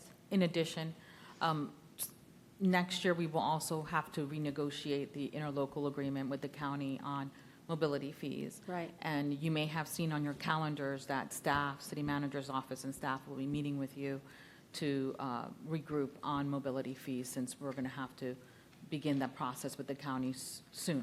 Yes, it's a long process, so we do have to get a jump on it. Right, notification has to be sent to them, I think, by September or November of this year from the city manager's office. Okay. Madam Mayor, Yes. I mean, since we're on the topic of fees, I was going to wait for all my comments at the end, but as we continue these conversations, I just think it's really important for us to recognize that while raising impact fees and park fees and all these fees associated to growth is difficult, it's not popular. This is individuals that are creating impact to the city, and they're creating new impact to the city. We are going to be built out in the very near future. I know that this seems like a long way away, but the truth is, look at how fast we grew over time. And you only have one time and one opportunity to collect the impact that someone is creating in your community by the growth of them coming here. And when you don't collect the right amount, it comes out of the general taxpayers, and it comes out of the general fund, and you're squeezed even further. And that's, I'm sorry, I can't help but think about it. That's where we're at. Because we're not charging enough for our fees. That's we have to charge, for the amount of growth that we've had, we have to charge more for fees, and it's not popular, but at the same time, if someone's moving into our community, they need to pay their fair share of the impact that they're making. Because it's not fair for all the taxpayers that are having to carry that load. And to your point, going back to earlier slides, Road and Bridge Fund, deficit spending, as soon as '27. That's not a good sign. Stormwater, if we think road and bridges not too great, when you look at the numbers in stormwater, it's a lot worse. And it's because of the cost of all these projects in order to get them done. But we have to get them done because we have aging infrastructure and things have to be replaced and maintained and expanded, and those all come at a very high cost. If we don't keep up with our stormwater, and we start having more flooding issues, and we're not addressing our culverts, and we're not addressing our swale systems, then we're going to have issues with flooding. We're going to have issues that could be substantially more problematic and/or catastrophic to our residents than what it looks like in terms of having to pay for these things. And if the Oak Hammock project isn't a perfect example of that, where we have, school buses that are halfway underwater, and our residents have been saying, fix this, fix this. Well, this fix is a $35 million project. And that is an astronomical amount of money. And it's hard to believe, but that's the reality of what it is. So. I just have one more slide before I hand it over to Caroline. The police impact fee revenue trend, again, it's a 10% projected decrease. We're anticipating collecting $1.1 million in dollars in revenue for fiscal year 26-27. Thank you. Chief, how much does a bulletproof vest cost these days for one new officer? Between $1,000 and $1,200. How much does a Glock or their weapons that they use now cost for each officer? About $600. Exactly. Thank you. Not to mention all the other equipment that they have on their body and all the equipment that has to go into our patrol cars. Yep, the vehicle and the equipment for a car, I think patrol is like over $100,000. So when you do that, you add everything else that you just mentioned, you're at about $150,000. So even if we're bringing on about 10 new officers, because this impact fee revenue here helps pay for outfitting and equipping the officers, 10, you're already at a net deficit at $150,000 by bringing in 10, and you're only collecting $1.1 million. Right. Good And they can- exercise. And they can only be used for new Correct. capital, not for reoccurring capital. Correct. Not for maintenance issues. No. Thank you. All right, so my job will summarize what we have heard so far in the past hour. As we begin planning for the next fiscal year, city staff has evaluated and will continue to evaluate various economic indicators at the state, national, and local levels. We are also monitoring the state legislative session and pending bills that may impact our budget and the level of services that we can provide. For the upcoming fiscal year of 27's planning budget, we will be conservative, as I mentioned earlier on. That is our theme. Revenue assumptions are based on current trends. We do have 3 months' worth of data for fiscal year 26 being from October through December, so that's what we're using to assume what we anticipate collecting next year. Our expenditure forecasts, we are planning to keep those flat. The only thing that we're not going to keep flat are any contractual obligations that mandate that we have a certain increase, such as we saw solid waste. Solid waste, we do have a contractual obligation with them. When we look at the CPI for trash and garbage collection, it's at 4.8%, but the maximum per our contract is 4%. So that is just an example of the one areas for the expenditures where we may veer off from planning it at a flat level. The general fund, our estimate is to maintain the millage rate at its current rate of 4.2991. This does include the assumption of an 8% growth in taxable value for new construction as well as property appreciation. And we will also continue to reserve debt, set aside debt reserves for the future debt reduction. The road and bridge millage rate, our assumption is to maintain it at its current rate of 0.3616. The stormwater fund includes a pre-approved rate increase of $6 to support the Oak Hammock watershed improvements, Elk Cam Basin improvements, and other capital investments. Our estimate, of course, is early and will be contingent upon council's final approval. The Utility Systems Fund, we are assuming a 3.5% increase for water only.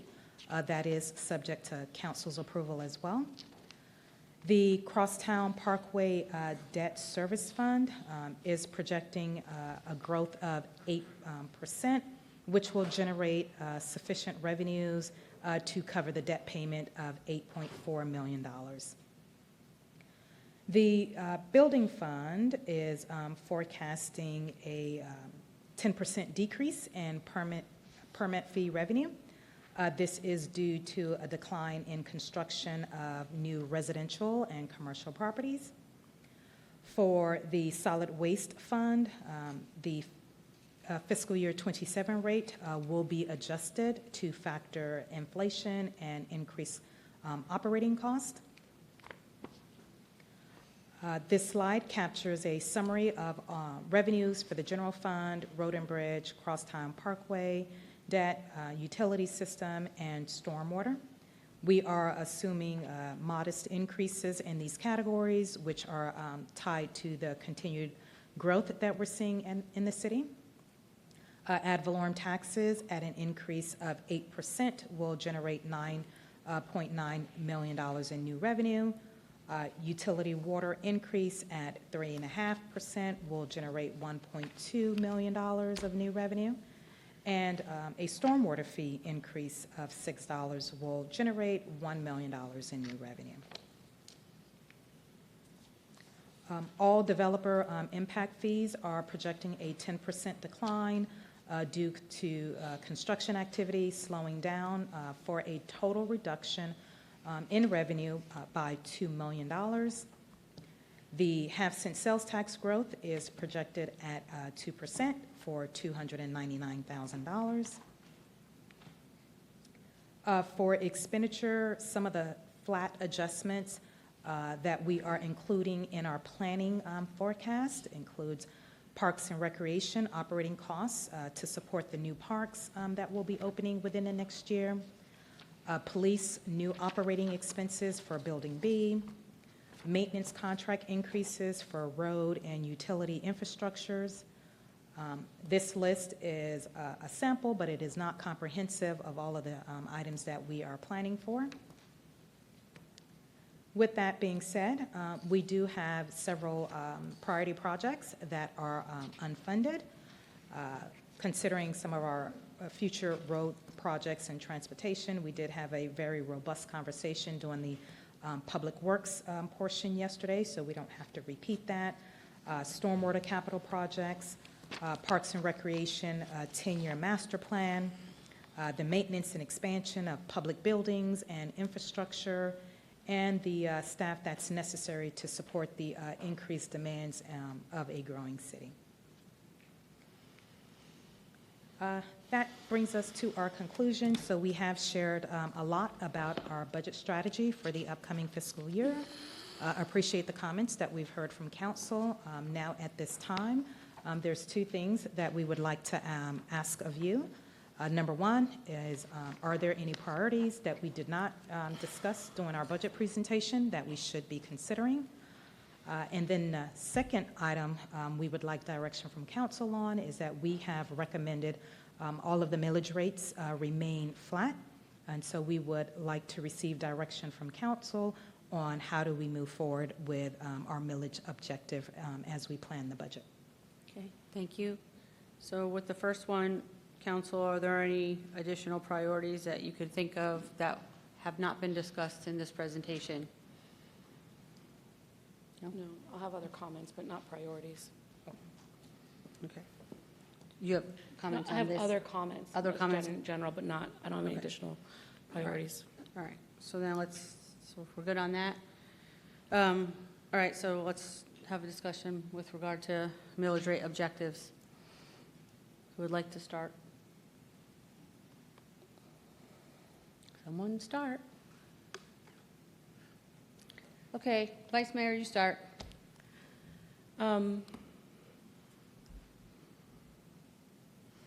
This is just, it's an interesting time that we all live in right now. It's an interesting discussion that's taken place. And then it's an interesting reality of what we're facing as a city all at the same time. You know, I want to be responsive, and then more importantly, I want to be obedient to the people that are our residents, the people that we serve.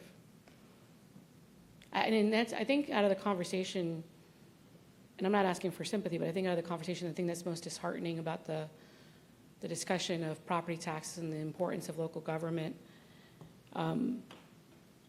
has been that, you know, at the end of the day, we are trying to operate. I can't speak for all 411 cities, and I'm not going to trash any of them because that's not my place either.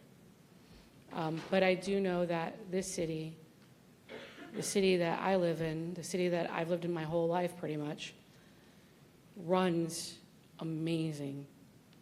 I mean, and is, despite the recession that occurred, despite the housing boom, I mean, I wish people that would make discussion points about this would understand the history of our city. The boom that occurred, we were the #1 growing city in the nation in the early 2000s, and then the decline that occurred and the impact of that decline that we're still feeling. People may not believe it, they may not like to hear it. That decline, we still have ramifications in our budget and in our service level and in our staffing and in our projects more than 20 years later. There's still impacts from that decline that we're feeling today. I'm always, Mr. City Manager, going to ask you to find a way to lower the millage. That's without a question. I wouldn't be consistent, and I wouldn't be doing what the public asks, is to find a way to lower their millage. So by July, we do need to have that conversation of 1/10 of a mill, what we've done, what does that look like? How much is that out of the budget? How much is that out of the excess that's bringing in? And then what projects are not going to be able to be completed? So I would still ask the city manager to provide that opportunity for council to have that discussion in the July meeting, and I think we go from there. So I would like to at least start where we always start.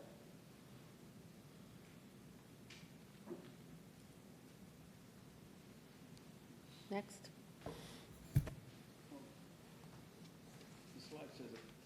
The slide says it all. It's a first look. Yeah, we got doom and gloom. We knew coming into this that things were coming in higher, so anticipate prices go up, right? So obviously, I'd like to see the millage rate lowered, and I would ask you come back and present us with, hey, if we lowered a tenth of a mil, this is where we're at. Because right now, you've given us, you haven't given us anything to contrast and compare. That's what I asked, Mr. City Manager. Thank you. Next. Chime in, people. Okay, thank you, Madam Mayor. So just a few thoughts that I've had from throughout the conversation.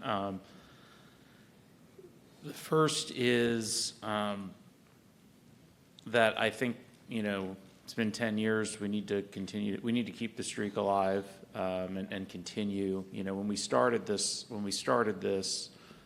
the operating millage was 4.048. Today, it's 4.2991. So we're still a quarter mil above where the operating millage was before the tax hike. And so if I had my way, as a matter of policy, assuming all things stay the same, we would continue the streak until the operating millage is below where it was before the tax was increased in 2015. I think on Crosstown, looks like we're going to collect as much as is the debt payment, but I think we even have a little bit of room there because we're nearing the end, and the reserve doesn't need to be as large as it is, so we can still do something nominal on Crosstown. There was some talk about the impact fees being collected and they're going down. And it's important to remember as we make these decisions that even if we had raised the impact fees, they likely still would have, the collection still would have went down because development would have slowed, and we would have had the bad effects of higher housing costs and lower affordability. And then I just want to caution everyone, it's important to monitor state legislation. It's important to monitor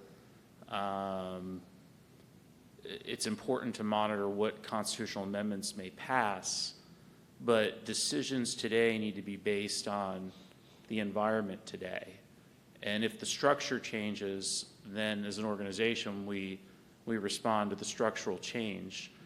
I remember one of the things that's irked me throughout my local service is when I was on the county commission in 2018, I made decisions based on what might have happened. And there was a proposed homestead additional constitutional amendment. The school district wasn't funding school deputies, and the county was funding all the school deputies. The sales tax had failed in 2016, and they were worried it was going to fail in 2018. And I wanted to reduce what was the highest millage rate in the state just by a little bit. It was a 1/20th of a mill at the time. And everyone in the organization was saying, "You please don't do that 1/20th of a mill. All of this bad stuff is going to happen." And then Amendment 1 failed. The sales tax passed. The school board passed a 1 mill increase and took the deputy funding responsibility away from the county. Property values went up. I was off the county commission, and the county commission didn't cut the tax rate. And so I say that we have to make decisions based on what we're living in now, while being mindful of what adjustments we might have to make in the future. But I wouldn't want to make decisions based on Armageddon coming, and then Armageddon never comes. So those are my thoughts. Thank you. Thank you. Stephanie? Oh, I could almost say ditto. So I look at this and I hear everything we've got. We've got so many projects. We've got the flooding over here. We've got traffic over here. We've got lights over here. We have stormwater going up, water and sewer going up, solid waste going up, street lighting, which I think we skipped over. Street lighting going up. When we go out for bids, it's a lot more expensive. Everything is. Bread, steaks, my ribeyes, everything is. But what do? You adjust your budget. You adjust your budget at home. I treat this as what I have to do at home and in my life. And Anthony, thank you so much for saying that, because we've got to live in the present and now, not thinking, what if, and what if never happens. None of us have a crystal ball. We have to look at this, and I would like to see the different rates we've got to lower the millage. Everything else has gone up. You've got to kind of offset it a little bit. This would be me working on my home budget. So I cut my budget in places that probably hurt, or if I want new cabinets and it's just not my budget because they cost too much, I have to wait or save up. So I'm all for another millage reduction, and I would like to see a couple of different scenarios. And we got to tighten up. And I hear the residents, and I know that everything's out there, and like you said, the roads, the traffic, the flooding. But we need to prioritize the projects and pay for them as we go, what we can do. We know we can't do everything all at once, but we have to plan. Thank you. Okay. So just with regard to crosstown millage, I think it was stated that we're going to have to dip 500,000 into reserves, and then next year is where we're going to meet the 8.4, we'll meet that funding? Correct. Okay. So, so I'm concerned about that. Obviously, once we get in revenues come July and we see what things look like. So for right now, we can hold the line on that. So the policy has been, and what I know that I've shared with the residents, is that we will look and see every year and do what we can to continuously lower the rate, if possible, while still providing the level of service that we're able to provide for a growing community. My stance on that has not changed, and I think a lot of things are in the air, but I also think it's really important to see when we do make our final decisions in July, what's happening at the time, looking at our revenues. Last year, we projected a revenue. It came in lower initially, lower than we thought from the property appraiser. But then when we got the final certification numbers, we had some extra funding, and we were able to return some of that back to the taxpayers. I don't see us doing anything different, because that's been what we've been doing all along. But we have to do it incrementally in small increments, also paying attention to what's happening, right? We don't know what's going to happen with property tax reform. We don't know if something's going to get on the ballot or not. We don't know if the Senate and the House are going to keep fighting and do nothing, and then the governor's going to have to call special session after special session until, July comes. And we don't know if even in the special sessions that the House and the Senate will take any action, because although a special session is called, they don't have to take any action. They can just wait out the 21 days and keep waiting out until whenever they want to. So all these things are up in the air, but we do need to make sure that we are getting the necessary projects done. I think we have done a very good job, and our team has done a very good job at looking at what the priorities are, always putting the needs over the wants. And also, I know we're going to be looking at what is needed in terms from staffing. I firmly believe that, Jesus, you will continue to take that conservative approach. But let's be real, where are we going to need it? Public safety aspect. And again, public safety is not just law enforcement. Look at all the projects we have with Public Works that have to get done, all this infrastructure. So the departments that need the most help need to be prioritized and getting what they need the most in order to get all of these things done. But that's no different than what we've been doing. So taking that conservative approach is really important, continuing to do what we do. We wait, we learn, we evaluate, and we see what's happening. And we'll have a much better picture of that come June and July when we start getting those numbers in and we have our summer workshop. And I also want to remind everyone, especially our residents, that when it comes to adding staffing and when it comes to looking at that our city team, our city manager doesn't take it lightly. We just don't add people for the sake of adding people. We just don't do it because it's a want. There's justifications involved, and our departments have to meet rigorous tests through the executive team in order to be even approved for recommendation to the city council for those staffing approvals. And of course, we vote on that through our budget. I know there's a lot of talk about, adding employees and well, what do you do? And again, like Vice Mayor said, we can't speak to what other cities do, and we're not even going to try. But we do these 3-day workshops, and we do these deep dives, and we have these heavy, weed-filled, if you will, conversations, getting into the weeds somewhat when we need to, because it's important to our residents to understand that we go through these processes because we care, because we know we need to be fiscally conservative. We need to know we want to watch their dollars, and we plan accordingly. So I want to thank everyone. I know this is, putting all this together is a lot of work, but we've been very successful at what we've done together as a team and as a community, And I think we need to keep on the path and keeping in mind of what may be coming ahead, because although we do have to work in the present, if you don't focus on the future and what may happen and plan accordingly for that, we could have problems later on. So it's a two-prong approach. So thanks for that.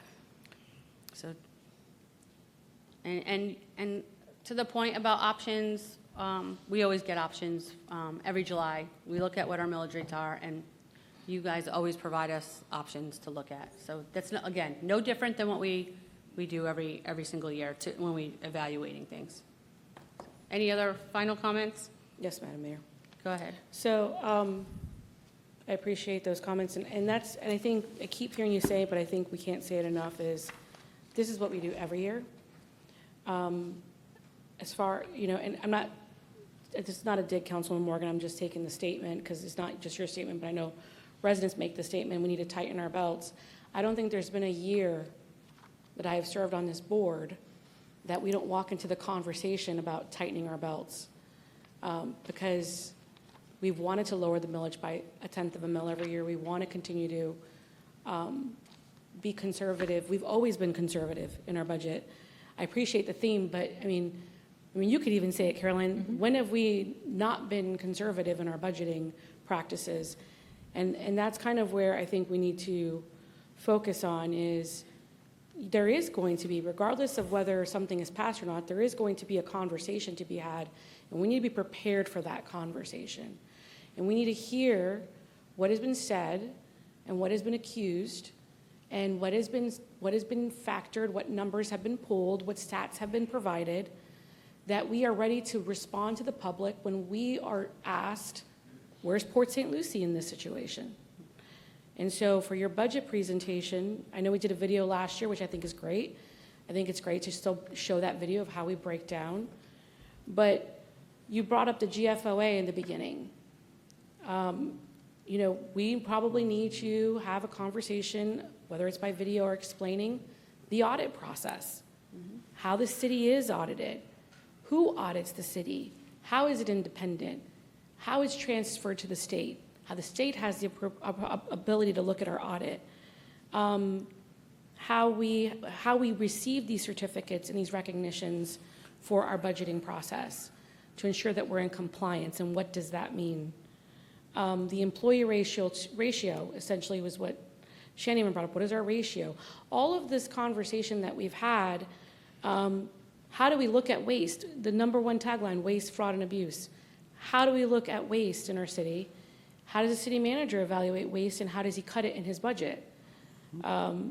Is there fraud? Has there ever been fraud?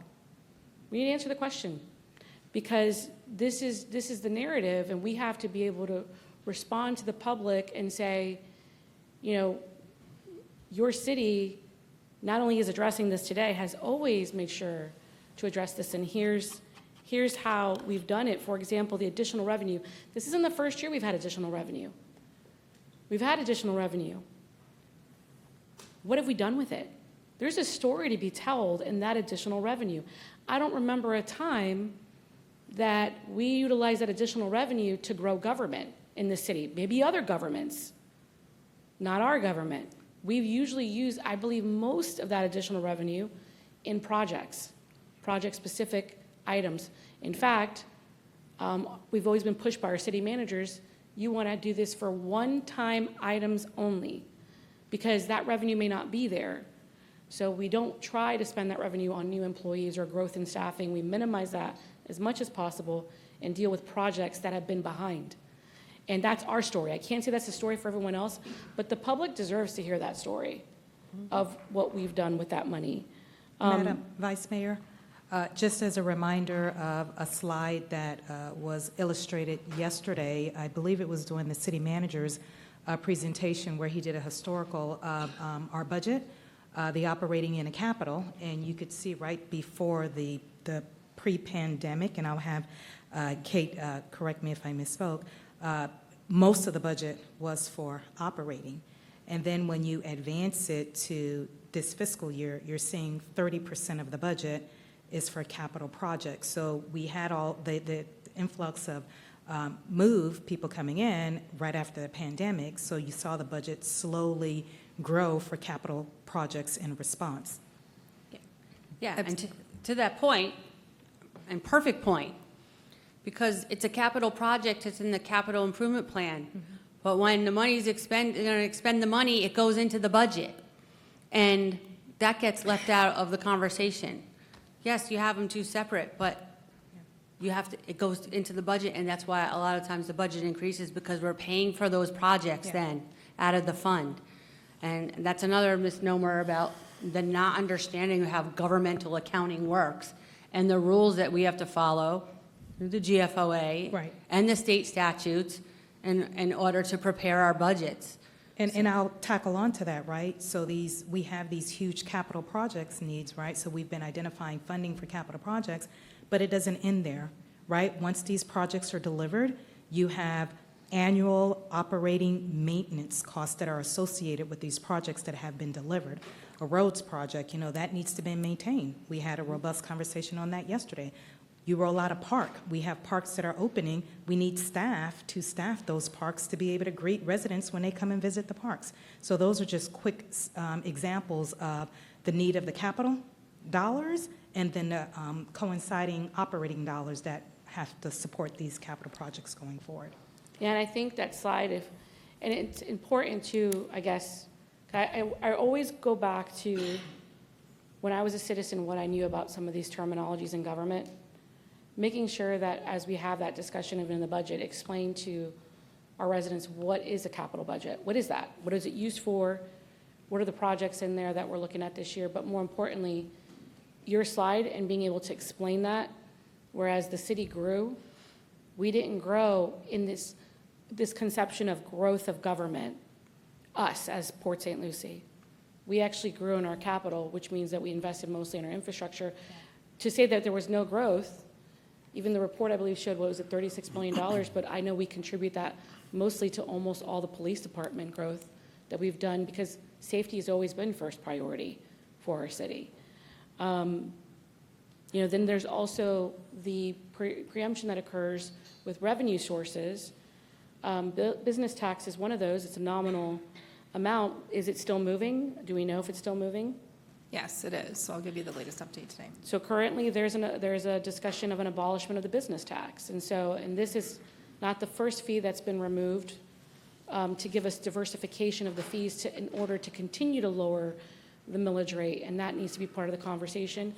And because of that, I do think that as we go through this budget season, and not just this budget season, but future budget seasons, we need to be able to ask the question, do we begin to look at fees? I know we're evaluating fees, but do we begin to look at fees even more in a structure? Because the desire of the resident is to have, I guess that's the question I'm asking myself, and I'm asking the residents. We've had an all-in-one fee. Cities have all-in-one fees, essentially. You have one fee, pays for everything, pays for your parks, pays for your police, pays for all of the amenities that you have in the city. Is it to that point where we as a city or cities in Florida need to start considering maybe that's not what the people that we serve want? Maybe it is they want their safety, they want their roads encompassed in their property taxes and other things, fee-based, and those fees support those items in the community. Those are the conversations that I think we have to have going forward in this budget and future budgets, and then we can lower the millage rate more to balance that out, to be able to make sure that we're dealing with the shortfall for some of those items. But it's going to be a very serious conversation. It's one that I'm not afraid to have, but I'm also not afraid to share our story, because I really do believe that we have a really strong story to tell. And I think that the only way that we gain back the public trust, hopefully over time, that has been lost in this discussion, is that we tell that story and we tell our story. And then where we can change and innovate, we do. And it's not like, I know it's not things that are different than before, but I just really feel compelled that we always say we got to do better than yesterday, we got to go above and beyond. We've been doing it the whole time, but we still need to, I'm going to still push you, Mr. City Manager and team, for more. because the residents expect more, and therefore I have to expect more. So, thank you. Yeah. And one final point, just to add to the comment that you made, Julene, about what do we do with extra revenue? Yes, we put it towards projects, but we use it to reduce our millage rate. We use it to add the staffing that is needed. We use it to set aside more money for debt, and we set aside more money for debt reduction. We do that every year, so we balance it out so that we make sure that we're addressing all of those needs. And that is also part of the story that needs to be told. All the things that we do when we're going through this process in order to making sure we're covering all of our bases.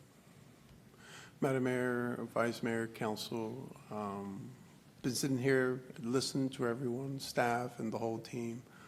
I can assure you, you have a professional team here behind me, and that will come back with a balanced budget, and we'll take all your priorities in consideration, and we'll bring back, like all of you said, this is what we do every year. Do we have years that are a little bit tougher than others? Absolutely. But that is part of the process. That is exactly what we do. And when we come back, we'll provide you a balanced budget. Are there going to be some directors that are going to be hurt in the process? Absolutely. But that is the process. So we'll be back in the summer, and you'll have a balanced budget. Thank you. Thank you. All right, now we have to do the Garing Group presentation because they're here. Correct, So Mayor. we'll end the day with that. And I do have an update on the local business tax, if you would like that as well.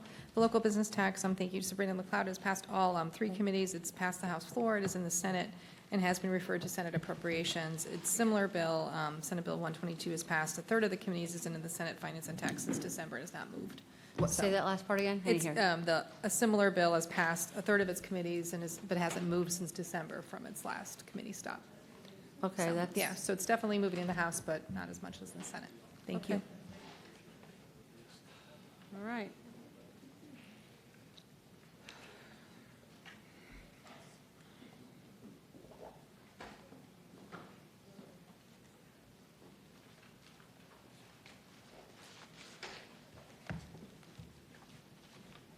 Good afternoon, Mayor, Vice Mayor, City Council, Natalie Cabrera, Human Resources Director. This afternoon's presentation provides an overview of our self-funded health plan, including claims performance, current industry trends, cost mitigation strategies, and how our plan compares to similar public entities. We will also review our projected timeline as we move into 2026. As healthcare costs continue to rise nationwide, our focus remains on responsible plan management, long-term sustainability, and keeping employee contributions as reasonable as possible while maintaining competitive benefits. At this time, I'll turn it over to our employee benefits consultant, Dustin Keene of the Garing Group, to walk through the agenda and provide you with the analysis. Thank you. Good afternoon. Good afternoon. Dustin Keene, Senior Benefit Consultant, VP with the Garing Group. Thank you for taking the time to listen to my presentation today. Sorry that you have to end your day on insurance, but I'll try to make this short and sweet. So to give you a quick overview of the Garing Group, we're actually part of Brown & Brown now, which is a large organization. This has happened last year. We've been the employee benefits consultant for the city since 2011 on the entire employee benefits package that you offer your membership: medical, dental, vision, your clinic, disability, et cetera. We have a lot of experience in your local area. We are also the consultant on St. Lucie Fire, the sheriff, the tax collector, Martin County, Martin Sheriff, et cetera, et cetera. And we have over 30 years plus in the public sector space. What you have here on this slide is the full team that services the city, a full breadth of consulting, analytics, account management, legislative compliance, graphics, wellness coordination, as well as BenTech, which is your open enrollment and eligibility technology. So a quick overview on your plan. You are self-insured. What that means is for your health plan, you hire a TPA, which is Florida Blue, to administer your plan. They handle the network of providers, the discounts, the eligibility, the plan design, et cetera. They also provide the PBM, your pharmacy benefits, through Prime. which is a subsidiary of Florida Blue, and the city pays those claims as they are incurred every month by your membership. Lastly, you do implement stop-loss insurance, which protects the plan up to $500,000 per claimant. Anything over that is reimbursed back to the city. From a historic performance perspective, your trend has actually been beating the normal trend by about half. So if we look back since 2014, your average increase in costs have been 5.34%, where the average industry trend is 11%. So kudos to you and your team and all of the great programs that your staff and the city has put in place. So looking back at the last couple years, 2023-24, your trend was actually flat. You ended the year off at a $1.7 million surplus. This past plan year, your claims went up 5.6%, and you ended up at a $2 million surplus. And we see average enrollment year to year go up from about 3 to 5% per year.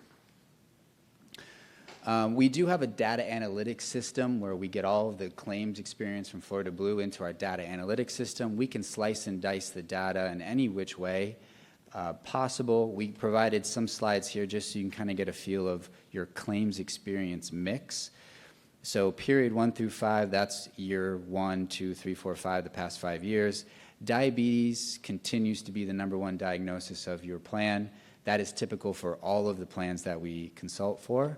You see the commercials, your Ozempics, your Mounjaros, right, et cetera. Those costs continue to go up.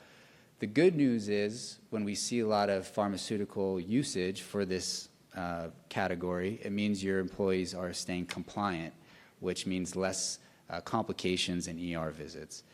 Psoriasis, #2, pregnancies, immunodeficiencies, and heart disease, #5. Regarding your prescription utilization, you'll see there on the left-hand side, the yellow is the brand name prescription usage. So those are the costs that keep going up year to year. Generics, which it goes through your clinic, which is great. You get almost 90% generic prescription utilization. Those are the less costly, but those brand name prescriptions continue to go up year after year. So we concentrate on those heavily to figure out how to bend the curve in inflation. On the right-hand side, you'll see the specialty medications. These treat your high-cost diagnosis. They make up about 50% of the total pharmaceutical spend. So these are your big-ticket items. From an industry standard, I mentioned before, right, 10 to 12% is the average year-to-year increase. These are all the factors why, but just to kind of give you the highlights of the main reasons why healthcare keeps going up year to year, not just in this area, but throughout the nation.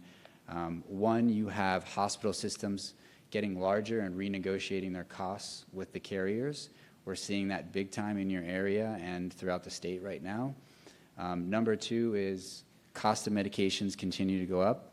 GLP-1s, weight loss meds, right? We hear about these. They keep going up. And third is aging population. As we age, we need more care, and costs go up proportionately. So what are we doing to bend the cost, right? We know we're fighting this year to year. We meet with your team quarterly, if not sometimes monthly. They are fantastic to work with and extremely knowledgeable and keep our toes to the fire. So we constantly work with your team on programs. The health center is by far one of the best programs you have in place currently. We're averaging an ROI of about 2.7 to 1, sometimes 3 to 1 ROI. We're able to capture usage in a clinic where basically you're getting care on a wholesale level. Anything we capture in that clinic versus elsewhere through your health plan is at a lower cost setting, and we're able to increase your preventative care as well. So there's a lot of good synergies going on there. And for your membership that are enrolled, they pay $0 to go to the clinic and $0 for prescriptions. Your wellness program is also best in class. This is something that we offer year to year. Employees can get up to $500 by meeting this menu of targets. If they don't meet these targets, there are alternative programs through your clinic that they can participate in order to get that incentive. So this has also been very impactful to your overall claims. LifeScan is another one. This isn't something we see in a lot of our clients offering to your employees, which is a full scan, and anything that is found, they can then take that to a doctor and get treated. Regenix is something we offered in 2022, also something very innovative the city is offering. They offer PRP, stem cell treatment, non-surgical treatment to use the body's own cells to heal certain body parts, backs, knees, ligaments, etc. And when we did the study on what that is doing in terms of the city's costs, you're getting about a 1.7 to 1 ROI and a 66% reduction in surgical spend in the first year alone. Amongst that, we also have plan design changes that we have to make year to year, which also helps bend that curve in inflation. Prescription is a big one. You hear about that everywhere right now. Current administration is looking at this heavily. There's a lot of laws coming out, not only on the state level, but the federal level. We'll continue to monitor this as it's changing every month. But when we look at your RX rebates, these are rebates that come back to the city, and it's based upon your brand and specialty medication usage. As you can see, in 2021, it was $921,000. Now, this year, we're estimating about $3 million.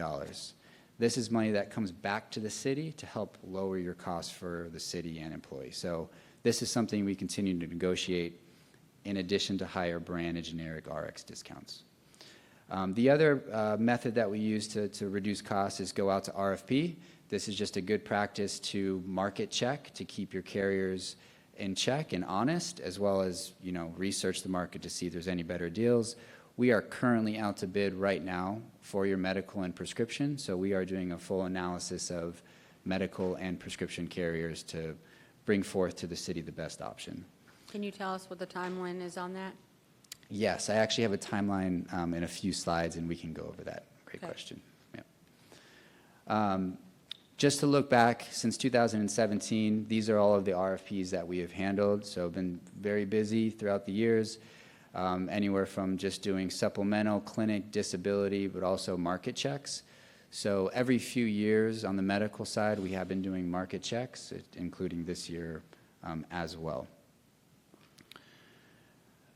Next few slides, what we did was we looked at some neighboring entities and did a benchmark survey of how your plan compares to some of your local entities.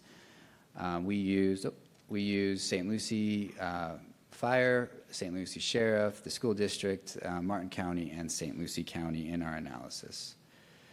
I'll kind of summarize this slide, but wherever you see a red, that means your plan is better. Anywhere you see a blue, that means their plan is better. So you can see generally, you see a lot of red, meaning the city's plan overall is much more comprehensive than your neighboring entities.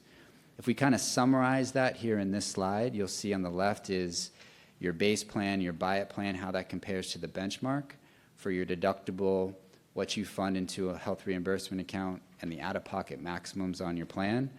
You'll see the city of Port St. Lucie's benefits are well below the benchmark.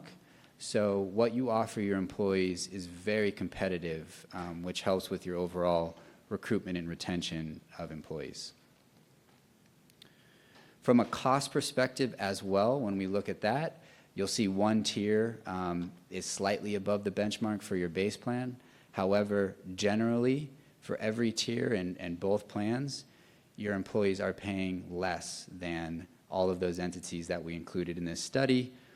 Something else to note, 82% of your enrollment is in that traditional plan, AKA your buy-it plan. So when you concentrate on that plan alone, not only is the plan design better, but your costs are also much better as well. So all the other entities have these same tiers? So is this apples to apples? Yeah, so we normalize this. So some entities have 2 tiers, some have 4 tiers. And what I mean by that is the city has employee only plus spouse, employee only plus child, and family. Those are 4 tiers. Some entities have 3 tiers. So they'll just have employee only, employee plus 1, and then employee plus 2 or more dependents. So we normalized it a bit so we could account for that spread So we kind of converted everything into a 4-tier system. And I think maybe the second part to your question is most plans do have 2 plans, a base and a buy-up. I think there is only one entity in the benchmark that only offers 1 plan. So timeline, just to give you kind of an overview of all of your lines of insurances, we're concentrating on stop loss, medical, prescription, your EAP program this year as their renewals are expiring. But we're also keeping track of when your contract expires on the other lines of coverages as well in the next few years. So we expect to finalize your current RFP process for your medical and prescription by the beginning of June. And that includes presentation to staff on the initial RFP responses. That includes shortlisting the vendors, negotiating best and final, presenting everything to your staff, and coming back to council in mid-June with a recommendation for a final decision. And then that way we can back up into your open enrollment in August for an effective date of October 1st, 2026. Okay. And that is all I have. I'll open it up to any questions that you may have. I got a question. Going back to the slide 9 on historical performance for 23 and 2024. What is, it says shows surpluses. What does that actually mean? So the surpluses are your premium equivalents and where they're set times your enrollment and where the actual expenses came in. So in these 2 years, basically for 2023, 2024, your premium equivalents were set at X. I don't have those numbers in front of me, times your enrollment, and basically your funding on your premium equivalents were $1.67 million higher than the total expenses that came out of your self-insured plan. So we had more money left over in the medical fund? Correct. So help me understand, Natalie, the rebate system that we have. Because last year, if we had surpluses, and maybe I'm understanding this wrong, the agreements that we have is that if we have surpluses, we're giving back portions to the employees. But the last 2 years, there were memos saying that there was no surpluses. And I'm asking this because I know that there's employees in the room and there's a lot of other employees watching. So I just want to make sure that, when we put out a memo and say there's nothing left to split, then that's the case, because this looks a different way. So I'm going to need Caroline's help on that, because Caroline is the one that determines whether there's a rebate or not. Right, okay. So, we need to understand that, because I'm sure everyone's wondering. Sure, absolutely. And council, we may have to follow up with you because I don't have all of the details with me, but I can let you know. Our process is we look at actuals, and we're doing our actuals based on a fiscal year. So we look to see what are the claims that actually come in to our records. It's showing as far as what we collected from employees and what the claims, what we actually paid out. Our budget, and it's also based on what we are budgeting. So may have to do the reconciliation with Garing Group to see, because they may be having a surplus, but I'm not sure if that surplus ties to what we actually budget. So that's what our rebate program is based on budgeting. We budget X amount of dollars, and if we pay less than what we've budgeted, then we would return it back to employees, because our budget is based on this is what we're going to be collecting out of employees' biweekly paychecks. If our actual claims end up being more than what we budgeted, which in the past couple of years we have had to dip into the reserves to pay that. So that may be the discrepancy with budgeting versus how they're determining performance. Yeah. Yeah, it's based on budget. Yeah, and if I may, I'm sorry. If I may piggyback on what you were saying, what we track is the premium equivalence, which is what the actuary sets times your enrollment. that might be different than the budget that you all are tracking for that rebate program. And that's fine. It's just when you show certain things on a slide, Understood. people are going to read it a certain way, and we have to make sure that we are being very open and transparent in relaying what the information means to our employees. So, sure, and Madam Mayor, I can further elaborate on that, right? So our budget, for example, last year, I'm going to use round numbers, we had 1,400 employees. So we budget that we're going to collect X amount of dollars from all of those 1,400 employees. However, I can also tell you that we have a vacancy rate that ranges from 10 to 11%. So when a position is vacant, we're not collecting any premiums because nobody is working in that position. So there's a gap right there in the budgeting mechanism. So I hope that was clear enough. Happy to further elaborate if necessary. All right. I just want to make sure, especially, well, I know how conversations go. I know what the perceptions are out there. I know what can be said and often would be said and also would be spread. So again, it's just really important to make sure we're being open and transparent and providing that understanding to everyone. So, especially when we're talking about our medical insurance, which I know that everyone is concerned about all the time, about costs going up and then how much that affects their bottom line in their own daily lives. So. All right, so we're going out to bid for medical and prescription this year, Correct. correct? Okay. Shannon, I just have one question. Yeah, of course. I know you may not know this answer, but I just read the headline. I never read the follow-up. Has Florida Blue and Cleveland Clinic come together on an agreement, or is that still pending? Still pending. Yeah, we're watching that one closely, and we know that's a big network in your area. So once we get some updates on that, we'll communicate it. And how will that determine, I guess, how will that factor in the RFP process? So the timing, hopefully they come to an agreement in the next few months, which sometimes it does go to the last minute. I think May 1st is the potential term date. I would say, first of all, 90% of the agreements come to an agreement. I know Cleveland Clinic is asking for an increase in their fees, and Florida Blue, as your fiduciary, has to fight back and try to get the lowest increase possible. So that's ongoing, but once we get updates, we'll let you know. In the RFP, we do look at network disruption per every carrier that responds. So we look at all of your utilization, all of the providers that they've used in the past 12 months, and we have them say, are they in your network or not? So we are going to evaluate Florida Blue, but we're also going to evaluate every other carrier. So in case they don't come to an agreement, we'll have some other options to look at. Yeah, just as long as you have other options. I mean, with the city our size, it's hard to get medical care as is, and then if you're limited to only one hospital group, it would be difficult to get people in. So just want to make sure. Yeah, I definitely agree. And every single entity in your area, except for a couple, have Florida Blue. So it is Florida Blue's best interest to make this happen, which we're heavily trying to help out. Just to comment on the plan, the LA team, Gearing Group, I know that we've been working with you for a long time.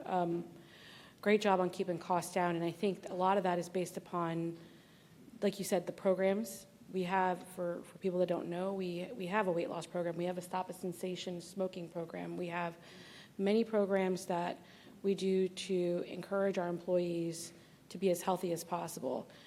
We provide incentives if they're getting all their lab works done, and getting their checkups the way they're supposed to, and all of that equates to the lower cost, which again transfers to the taxpayers when we're keeping costs low, even on the insurance side for our residents, for our employees. But I know that that's not easy, and I mean we see that when we compare to other agencies. And so kudos to you guys, but then also kudos to our staff to also participating in those programs and to stay healthy. So thank you. Thank you very much. Thank you. Okay. And Vice Mayor, we had 520 employees last year participate in the wellness program. So That's that is great. about 43% as of when we measured last year. It's going to be we should have like a cool goal like every year where we try to Beat it. increase that, Yeah. that percentage by a certain, portion, because, I mean, ultimately, it's easier to fix something when we catch it early than it is to deal with it when it's major, so. Thank you. And with regard to our clinic, is that going to be out for RFP this year, correct? I apologize. That has already gone out for RFP. That was released. 2 days ago. Yeah. 2 days ago? Okay. And was that with keeping our current providers that everyone likes so much? That is the goal. Okay. It's hard to have longstanding doctors in this day and age where people have had their same physician. And so I know that the physicians and the medical providers in our clinic are highly valued by our employees. So I really hope that that is a priority as we're moving forward in this process, because I think it would be very detrimental if there was a major change in that way. So, Agreed. thank you. All right, we're done for today. Tomorrow we'll come back in the morning and then get started on Parks and Rec and the Saints Golf Course update. Everyone have a good evening.